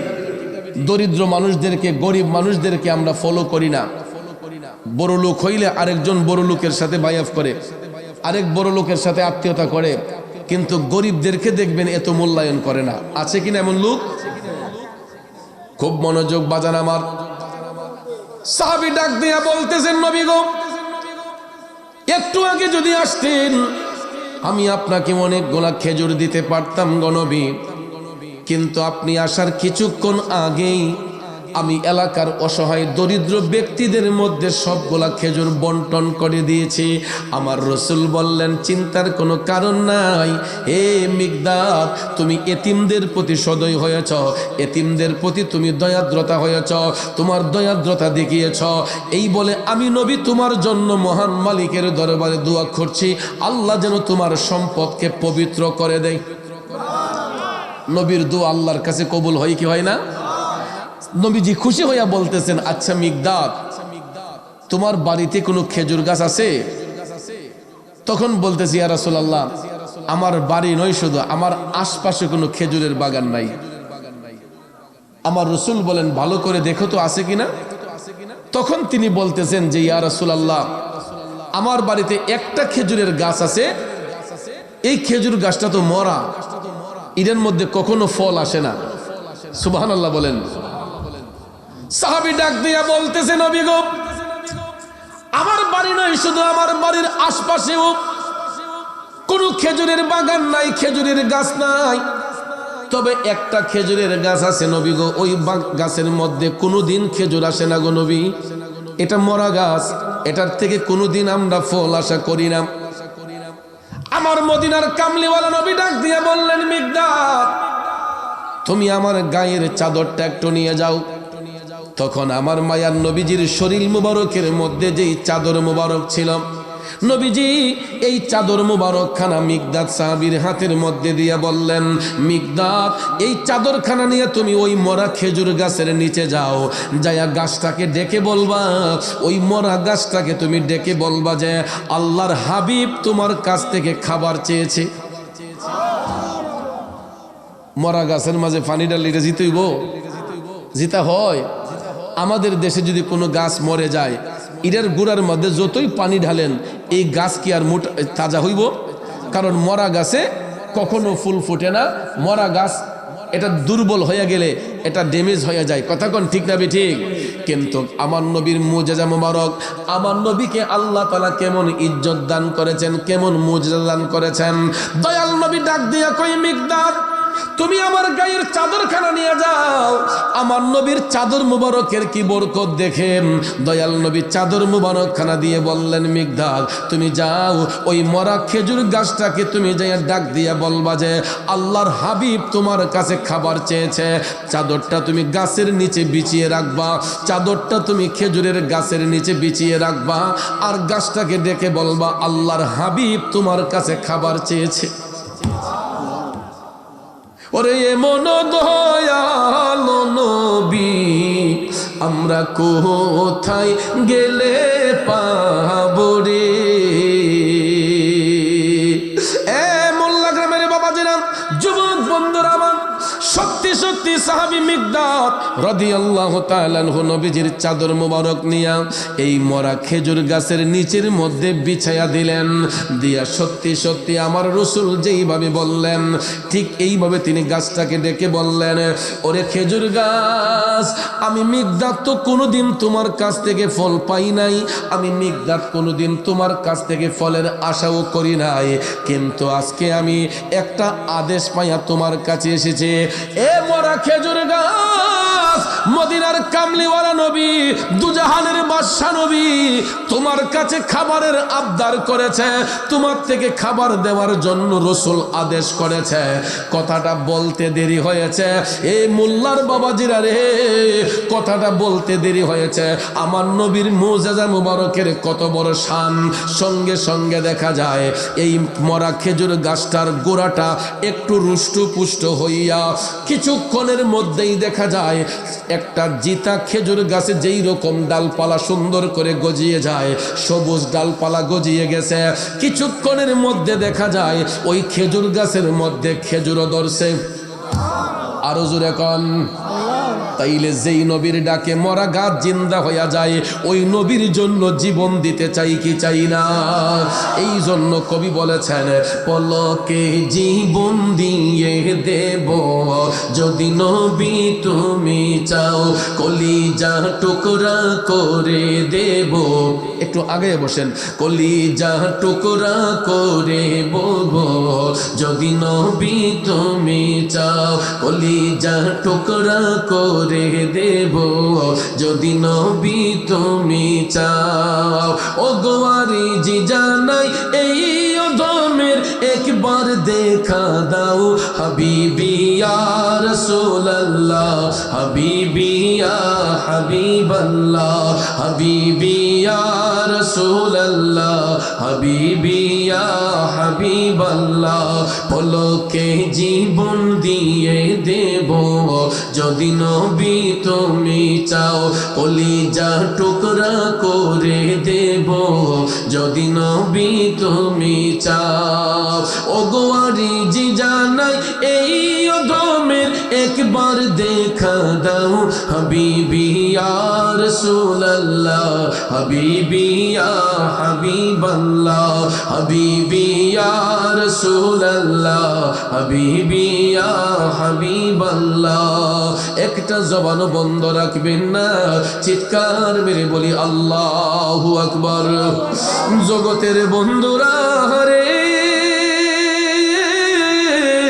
ও মুরব্বী বাবাজিরা, আমার সম্মানিত মা বোনরা যারা শুনছেন গো, আমার নবীর ডাকে সাড়া দেওয়ার সঙ্গে সঙ্গে ওই মরা খেজুর গাছটা জিতা হইয়া কিছুক্ষণের মধ্যে দেখা যায় তার মধ্য থেকে ফল চলে আসছে, আবার কিছুক্ষণের মধ্যে দেখা যায় খেজুর গাছের খেজুর গোলা পাইকা গেছে, আর একটা একটা খেজুর চাদরের মধ্যে পড়তেছে। সুবহানাল্লাহ কোন এও চাদরের বাহিরে পড়ছে না। আমার নবীজি যেই চাদর মুবারক দিলেন, এই চাদর মুবারক যখন বিছিয়ে দেওয়া হলো, দেখা যায় মরা খেজুর গাছ জিতা হয়ে এটা থেকে একটা খেজুর এই চাদরের মধ্যে পড়তেছে। পড়তে পড়তে পড়তে চাদরটা যখন ভরপুর হয়ে গেছে, তখন মিকদাদ সাহাবী দুই পাশ দিয়ে চার কোণার মধ্যে ধইরা এটারে জমাইয়া তিনি কি করলেন, হাইটা নিয়ে আসতে পারতেছেন না। সুবহানাল্লাহ কম। জমাইয়া সাইরা একটা গাইড বেঁধে তিনি অনেক কষ্ট করে নবীজির সামনে খেজুর গোলাইনে হাজির করলেন। তখন আল্লাহর হাবিব সাল্লাল্লাহু আলাইহি ওয়াসাল্লামকে ডাক দিলেন, ওগো নবীজি, নবীজি, নবীজি, ও নূরের নবী গো, আমি এত বছর ধরে এখানে বসবাস করতেছি, আমি মিকদাদ দেখি নাই কোনোদিন ওই গাছ থেকে ফল আসতে, কোনোদিন ওই গাছের মধ্য থেকে কোনো ফল আসতে, গাছের পাতাটা সবুজ হতে আমি দেখি নাই গো নবী। এ উম্মতের দলেরা, এ নবীর উম্মতের দলেরা, আমরা কেমন নবীর উম্মত, আমাদের নবীর শান মান কত উঁচু। আমি আপনি হাজার দিন যদি চেষ্টা করে বলি যে গাছ তোমার পাতাটা সবুজ হয়ে যাও, হইবনি? আমি আপনি সারা দিন যদি বলি মরা গাছ তুমি জিতা হইয়া যাও, হইবনি? আমার আপনার মুখের কথাই হইবে না। কিন্তু আল্লাহ যাকে হাবিবুল্লাহ বলেছেন, হাবিবুল্লাহর কথাই কিন্তু মরা জিন্দা হইয়া যায়। সুবহানাল্লাহ কম। এটা আমার নবীর মুজেজা মুবারকের শান। অন্যান্য নবীগণকে মুজেজা আল্লাহ দিয়েছেন, কিন্তু ক্যাটাগরির মধ্যে, কোন নবীরে একটা, কোন নবীরে দুইটা, এরকম সীমাবদ্ধতার মধ্যে অন্যান্য নবীগণকে আল্লাহ তাআলা মুজেজা মুবারক দান করছেন। আর আমরা এমন একজন নবীর উম্মত, আমার নবীজির মুজেজা মুবারকের কোনো সীমা সংখ্যা নাই। আরো জোরে কর না সুবহানাল্লাহ। সুবহানাল্লাহ বললে কি আপনাদের কষ্ট হয়? তাইলে এমন আস্তে সুবহানাল্লাহ কোন বোঝা যায় লগে লগে পুলিশে ধরে নিল। সুবহানাল্লাহ শব্দ বললে লাভ না লস? কি পরিমাণ লাভ? অনেক লাভ। অনেকটা কি পরিমাণ হতে পারে? আমার রাসূল বলেছেন, যদি কোনো ব্যক্তি ইখলাসের নিয়তে, খালেস নিয়তে যদি একবার মাথাটাকে উঁচু করে বা চোখটাকে মৌলা পাকের দিকে রজ্জু করে যদি একবার যদি সুবহানাল্লাহ বলে, তাহলে আমার রাসূল বলেছেন ওই ব্যক্তির দৃষ্টিটা যতটুক উপরে যায়, ওই ব্যক্তির চোখটা যতটুক উপরে যায়, এই পরিমাণ গুনাহ যদি তার আমলে থাকে, একবার সুবহানাল্লাহ ইখলাসের নিয়তে বললে আকাশ পরিমাণ গুনাহ থাকলেও আল্লাহ বান্দার আমল থেকে জড়াইয়া দেয়। একটু বাড়ছে, আর একটু জোরে কোন সুবহানাল্লাহ। এই জন্য মাঝে মাঝে হুজুরে যদি কয় যে জুড়ে বলেন সুবহানাল্লাহ, তখন একটু মহব্বতে সুবহানাল্লাহ বইলেন, হুজুরে খুশি করার জন্য নয়, আল্লাহকে খুশি করার জন্য। ঠিক না ঠিক? আল্লাহর সন্তুষ্টির জন্য ইখলাসের নিয়তে একবার যদি সুবহানাল্লাহ শব্দ জবান থেকে বের হয়, ভাইয়ার আমার, রাসূল বলেছেন ওই ব্যক্তির দৃষ্টিটা যতটুকু উপরে যায় এই পরিমাণ গুনাহ আমলে থাকলেও আল্লাহ তাআলা বান্দার আমল থেকে এই পরিমাণ গুনাহ জড়াইয়া দেয়। জোরে জোরে কন্যা সুবহানাল্লাহ। একটু দুরূদ শরীফ পড়েন, আল্লাহুম্মা সাল্লি আলা সাইয়্যিদিনা নবিয়ানা মাওলানা আদনাবিয়ানা।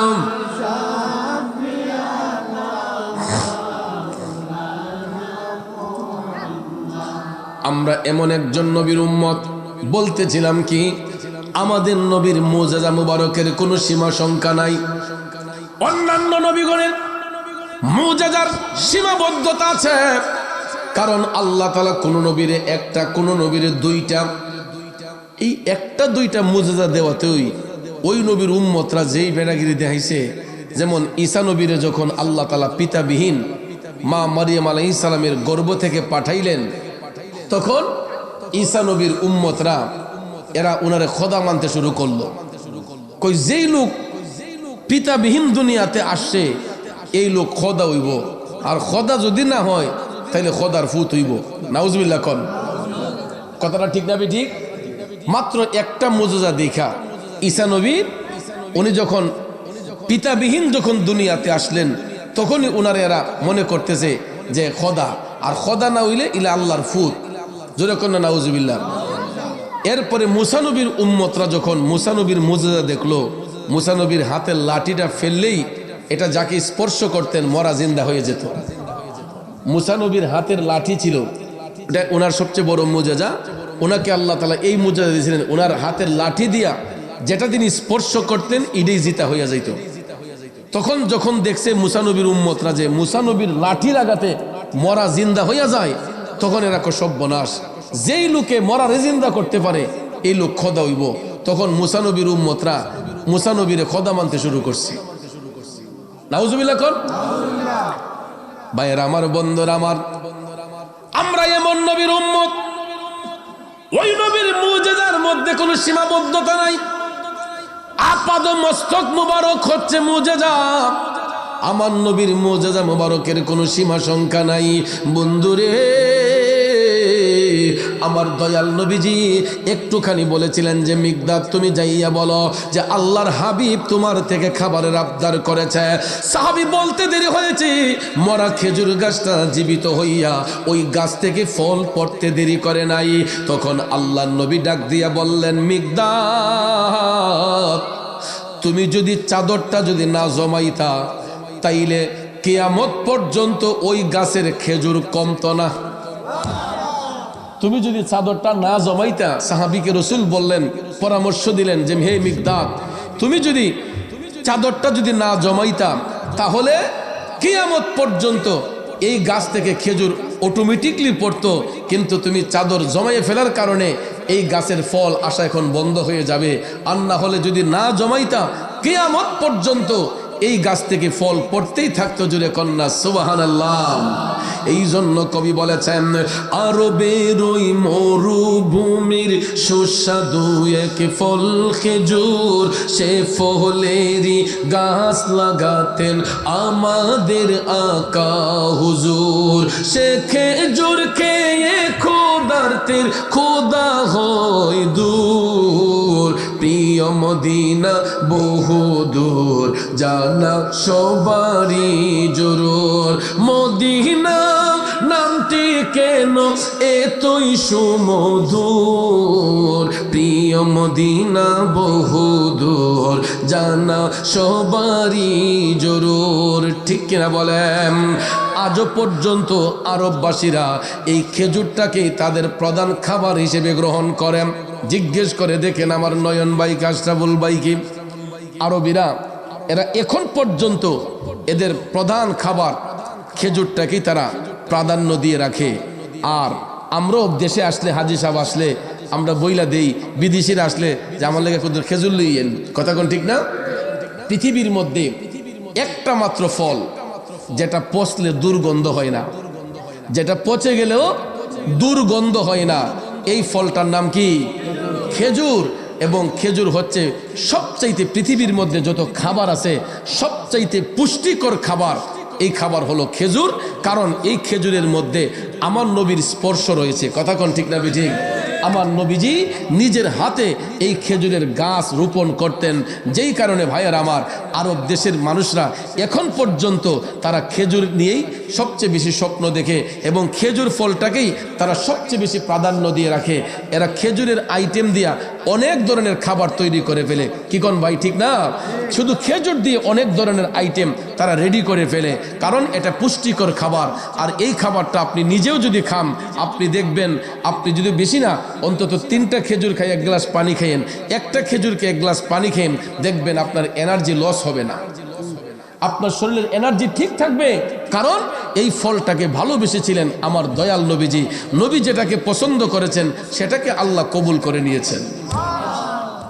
আম ফল যদি পচে যায় দুর্গন্ধ হয়, জাম ফল যদি পয়সা যায় দুর্গন্ধ হয়, কাঁঠাল যদি পচে যায় দুর্গন্ধ হয়, লিচি যদি পচে যায় দুর্গন্ধ হয়। এই রকম ভাবে যত ফল বাজারের দোকানগুলোতে আছে দেখবেন পচলে দুর্গন্ধ হয়, কিন্তু ওই দোকানের মধ্যে খেজুর ফলটা যদি বছর কি বছর যদি দোকানের মধ্যে খেজুর ফলটা রাইখা দেয়, এটা দুর্গন্ধ হবে না, পচবে না, গলবে না। যদিও মিষ্টি দেখে কিছু পোকা খেজুরের ভিতর প্রবেশ করে, কথা কোন ঠিক না? এটা আমাদের দেহের কোনো ক্ষতি করে না।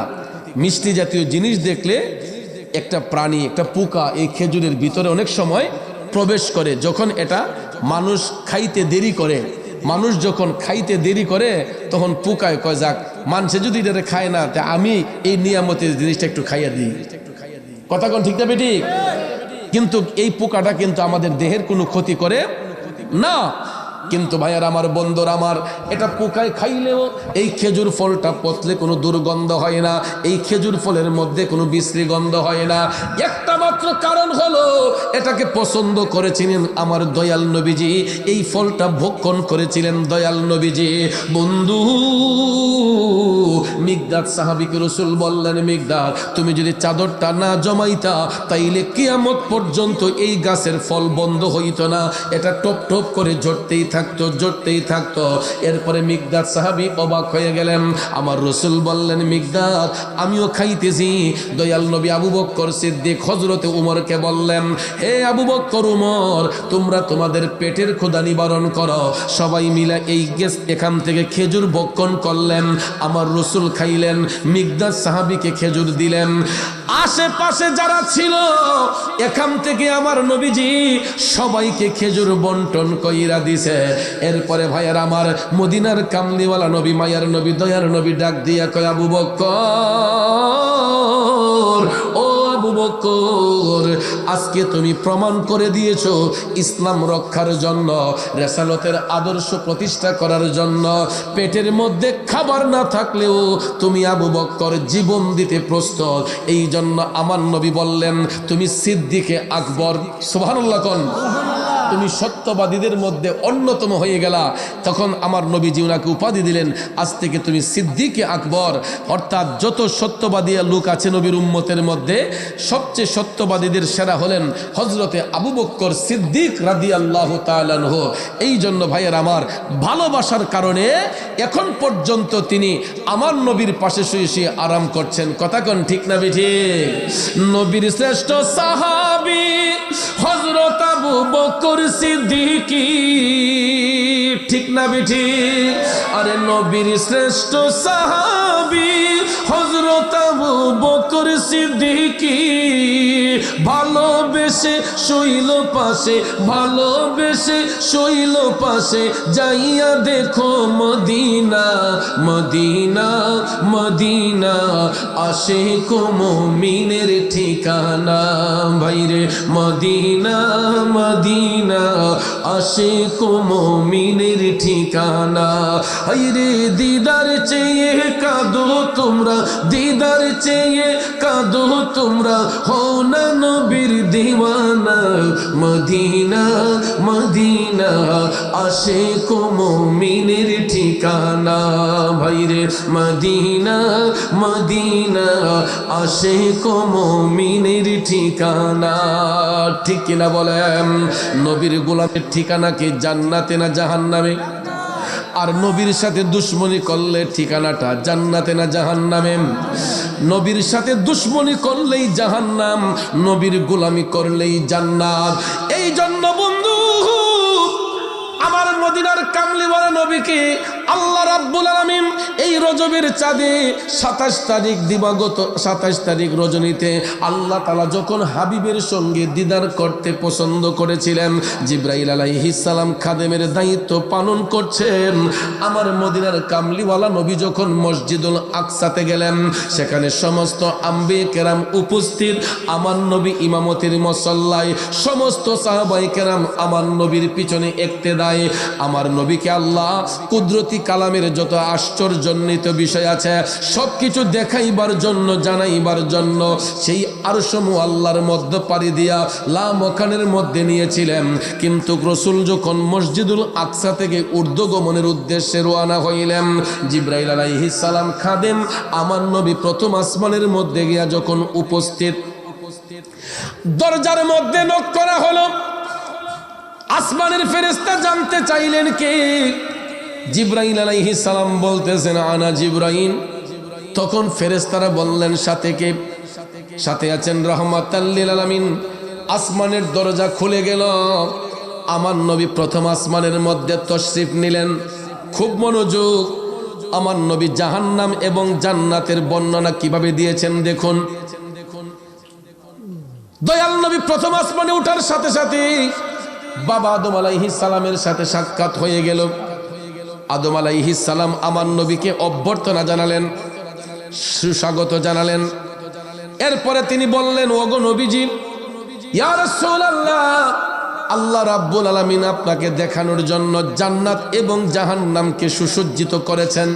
সুবহানাল্লাহ কোন? ওগো নবীজি, জান্নাত এবং জাহান্নামকে আল্লাহ সুসজ্জিত করেছেন আপনাকে দেখানোর জন্য। আপনি চাইলে আগে জান্নাত দেখতে পারেন, আগে চাইলে জাহান্নামটাও দেখতে পারেন। দুইটাই আল্লাহ আপনার জন্য সাজিয়েছেন। আপনি জান্নাতও আগে দেখতে পারেন, জাহান্নামও আগে দেখতে পারেন। কারণ এই সফরের উদ্দেশ্যই আল্লাহ পাকের কুদরতি কালামের যত আশ্চর্যজনিত বিষয় আছে এইগুলো আপনারে দেখানো। তখন আমার নবী জিবরাইল ফেরেশতাকে বললেন, জিবরাইল, আমি জান্নাত পরে দেখব, আগে আমি জাহান্নাম দেখতে চাই। আমার নবী উম্মতের চিন্তা করে দয়াল নবী ডাক দিয়া কয়, ও জিবরাইল, আমি জান্নাতটা পরে দেখব রে, আগে আমি জাহান্নামটা দেখতে চাই। সঙ্গে সঙ্গে জিবরাইল আলাইহিস সালাম বললেন, নবী গো চলেন। আমার দয়াল নবী যখন জাহান্নামের গেটের মধ্যে গিয়া দাঁড়াইলেন, এটা অটোমেটিকলি ওপেন হয়ে গেছে। দেখবেন আমাদের দেশে অনেক বড় বড় হোটেল রেস্তোরাঁতে কিছু কিছু অটো ডোর আছে, মানুষ গেলেই খুলে যায়। কথা কোন ঠিক না? আবার মানুষ চলে গেলে এটা বন্ধ হয়ে যায়। আছে না এরকম? এটা একটা সেন্সর আছে, সেন্সর দিয়ে বিজ্ঞানীরা এটা মানুষের শরীরের সাথে, এটা ব্লাড সার্কুলেশনের সাথে অ্যাড করেই এই সেন্সরটা বানানো হয়েছে। মানুষের শরীরের বাতাস লাগলে সাথে সাথেই এটা ওপেন হয়ে যাবে। তাই বিজ্ঞানীকে যদি প্রশ্ন করা হয়, বিজ্ঞানী ভাই, আপনি যে অটো ডোরের আবিষ্কার করলেন, এটা কই থেকে আপনি পাইলেন? বিজ্ঞানী আপনাকে বলে দিবে যে আমি আমার নবীর মেরাজ শরীফের নবীজির এই সফরকে আমি রিচার্জ করেছি। নবীজির এই সফরকে রিচার্জ করে গবেষণা করে বিজ্ঞানীরা অটো ডোরের আবিষ্কার করেছে। কারণ আমার নবী যখন জান্নাত জাহান্নামের গেইটে গিয়ে দাঁড়ালেন, এটা অটোমেটিকলি খুলে গেছে, ওপেন হয়ে গেছে। সুবহানাল্লাহ। নবীজির সম্মানে আল্লাহ তাআলা হাবিবকে কি ইজ্জত দান করেছে দেখুন। আমার নবী গিয়া জাহান্নামের গেইটে দাঁড়ানোর সাথে সাথেই এটা ওপেন হয়ে গেছে, আমার নবী জাহান্নামের গেট দিয়ে প্রবেশ করলেন। হঠাৎ করে রাসূল দেখতেছেন দুর্গন্ধ আইসা নাকের মধ্যে লাগতেছে। আমার নবীর নাক মুবারকের মধ্যে দুর্গন্ধ পাইয়া নবীজি একটু দূরে তাকাইয়া দেখতেছেন কিছু কিছু লোক দেখা যায়, এদের পাওগুলা উপর দিকে, মাথাগুলা নিচ দিকে। পাওগুলা কোন দিকে? উপরে, আর মাথাটা, এদের মাথার মধ্যে অগ্নির তাপ দেওয়া হচ্ছে। এই মগজগুলা গলে গলে আগুনের মধ্যে যখন পড়ে, আগুনটা লাফাইয়া লাফাইয়া উপর দিকে উঠে। আগুনের মধ্যে পেট্রোল অকটেন ঢাললে আগুনের গতি কমে না বাড়ে? পেট্রোল অকটেন কেরোসিন যদি আগুনের মধ্যে ঢালেন, এটা দেখবেন নিবে না, আরো বাড়ে। তো আমাদের শরীরটা কিন্তু তৈলাক্ত শরীর, আদম দেহটা কি তৈলাক্ত। আমাদের শরীরের মধ্যে এটা চামড়া দেখবেন একটু গাইমা গেলেই এটা আটালো হয়ে যায়, তেলের মতো হয়ে যায়, কথা কোন ঠিক না? তো ভাইয়ের আমার, মানুষের মাথার মগজ গলে জাহান্নামের আগুনে পড়তেছে, আর ওই আগুনটা লাফাইয়া লাফাইয়া উপর দিকে উঠতেছে। এটা দেখে আমার নবীজি চোখের পানি মুবারক ছেড়ে কান্না শুরু করে দিলেন। আমার নবীর চোখের পানি মুবারক দেখা হযরতে আবু বকর সিদ্দিক, আমার নবীর চোখের পানি মুবারক দেখা ফেরেশতা জিবরাইল ডাক দিয়া বলতেছেন, নবী গো, ওগো মায়ের নবীজি, আপনি যেই লোকগুলারে দেখতেছেন এইগুলো আপনার উম্মতের মধ্যে একদল লোক। নবী গো,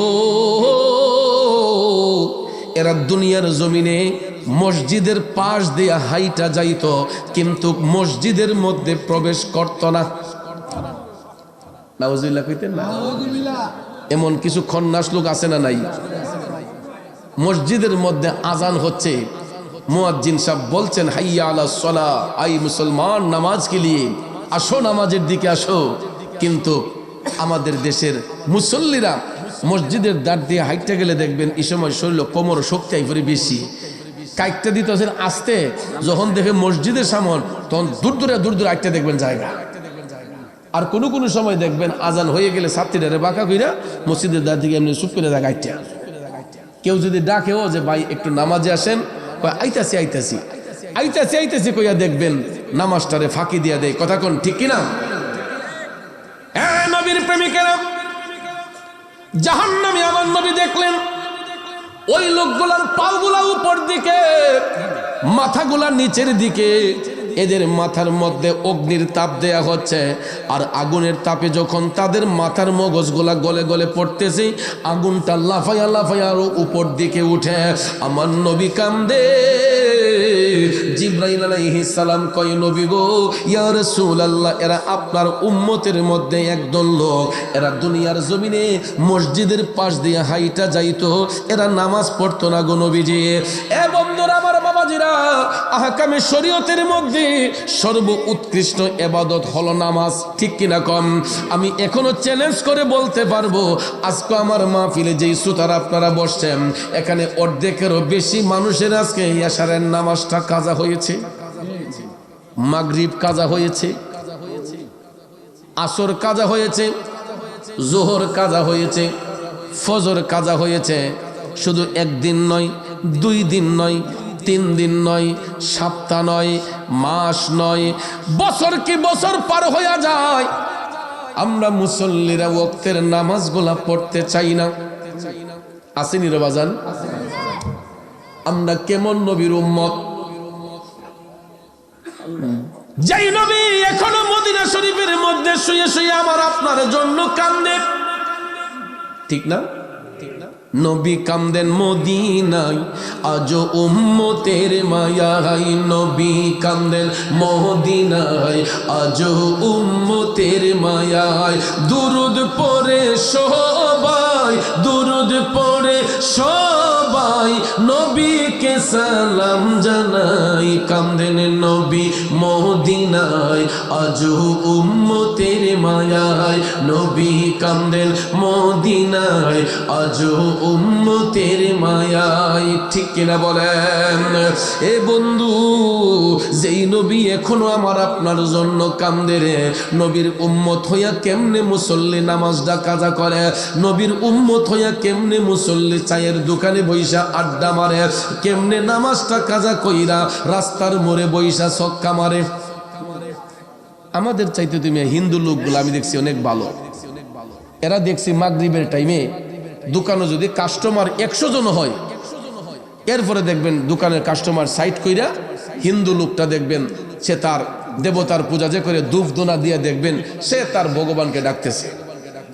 কথা কোন তার ধর্ম সে পালন করতেছে তার দোকানে 100 কাস্টমার হলো দেখবেন এটারে সাইড কইরা কয় ভাই আমারে একটু সময় দেন এখন বেচা বিক্রি হবে না আবার দোকান যখন ক্লোজ করে ফেলে আমি একদিন একটা জুতার দোকানে হিন্দু দোকানে আমি গেছি গিয়া দেখি একটা শাটার বন্ধ হয়েছে আর একটা শাটার খোলা কিন্তু সে দোকানটারে পরিষ্কার কইরা বের হইয়া যখন আসবে আমি কই ভাই আমার 5টা মিনিট সময় দেন একটা জুতা কোন আমি পূজা দিয়ে দিছি এখন আর বেচা বিক্রি হবে না কিতা দিয়ে দিছি আমি আলেম মানুষ দেখার পরও এরপরে হুজুর ক্ষমা চাই হ্যাঁ হুজুর জোরাত করে হুজুর ক্ষমা চাই আমি পূজা দিয়ে দিছি কয় আমি আর এখন বেচা বিক্রি করতাম না কয় 1 কোটি টাকার কাস্টমার আইলো এখন আমি বেচা বিক্রি করতাম না আমি পূজা দিয়ে দিচ্ছি কি দিয়ে দিছে এটা পূজা দিয়ে দিছে কাস্টমার 1 কোটি টাকার কাস্টমার আইলো আর ব্যস্ত না কিন্তু আমার মুসলমান যদি হইতো কইলে যাক আগে পাইছে যেত সাইরা লাভ নাই কথা কোন ঠিক না বেটি নামাজের সময় যদি একটা কাস্টমার আয়ে কজাক নামাজটা পরে পড়ুন না আগে বেচে লাই কথা কোন ঠিক না বেটি কিন্তু ওই মুসল্লি যদি কাস্টমারকে বলতো যে ভাই 10টা মিনিট বসেন আর নাইলে আসেন আমরা দুইজনে মিলে নামাজটা পড়ে নেই নামাজ পড়ে আপনার মালটা দিতেছি কাস্টমার কি খুশি হইবে না বেজার হইব বরঞ্চ আপনারে দেখা এই কাস্টমার আরো নামাজের প্রতি উদ্বুদ্ধ হবে কিন্তু আমি দেখতে পাই শুধু মোল্লার বাজারে নয় রসুল্লাবাদের বাজারে নয় নবীনগর সদরে নয় সারা বাংলাদেশে যেই বাংলাদেশে 95% মুসলমান বাস করতেছে এই 95% মুসলমানের দেশেও আজানের সময়ে আমি দেখছি মসজিদে জামাত চলতেছে মুসলমানরা দোকানে বইসা আড্ডা মারতেছে চা পান করতেছে চায়ের দোকানে বইসা সিনেমা দেখতেছে কথা কোন ঠিক না বেঠে বন্ধু একটু ভালো করে শুনে রাখেন এই পৃথিবী যেমন আছে তেমনি ঠিকই রবে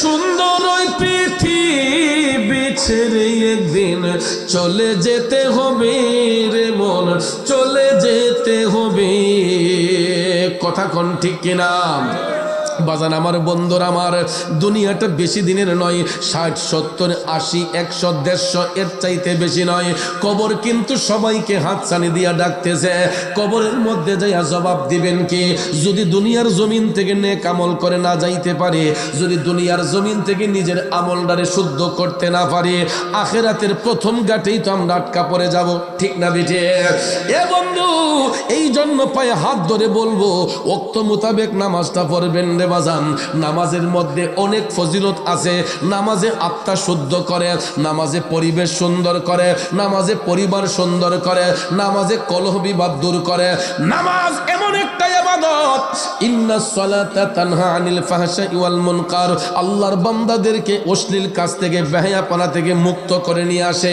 এই জন্য বাজান নামাজটার প্রতি মনোযোগী হয়ে যাবেন আর কতদিন এখন যাদের চুল পেকে গেছে দাড়ি পেকে গেছে একটু জীবনের ডায়েরিটা হিসাব করে দেখেন তো কয়টা নেকের কাজ করছি কয়টা বদের কাজ করছি কয়টা নেকি করছি কয়টা বদি করছি হিসাব করলে দেখা যাবে আমাদের গুনার পাল্লাটা ভারী কথা কোন হিসাব করলে দেখা যাবে আমাদের গুনার পাল্লাটা ভারী তাইলে বাজান এই যে কয়টা দিন সময় আছে দুনিয়ার জমিনে আসি এখন তো মানুষের লাইফের নিশ্চয়তা নাই অনেক বাবা স্বপ্ন দেখে যে আমার ফুতে আমারে কাফন দাফন করব।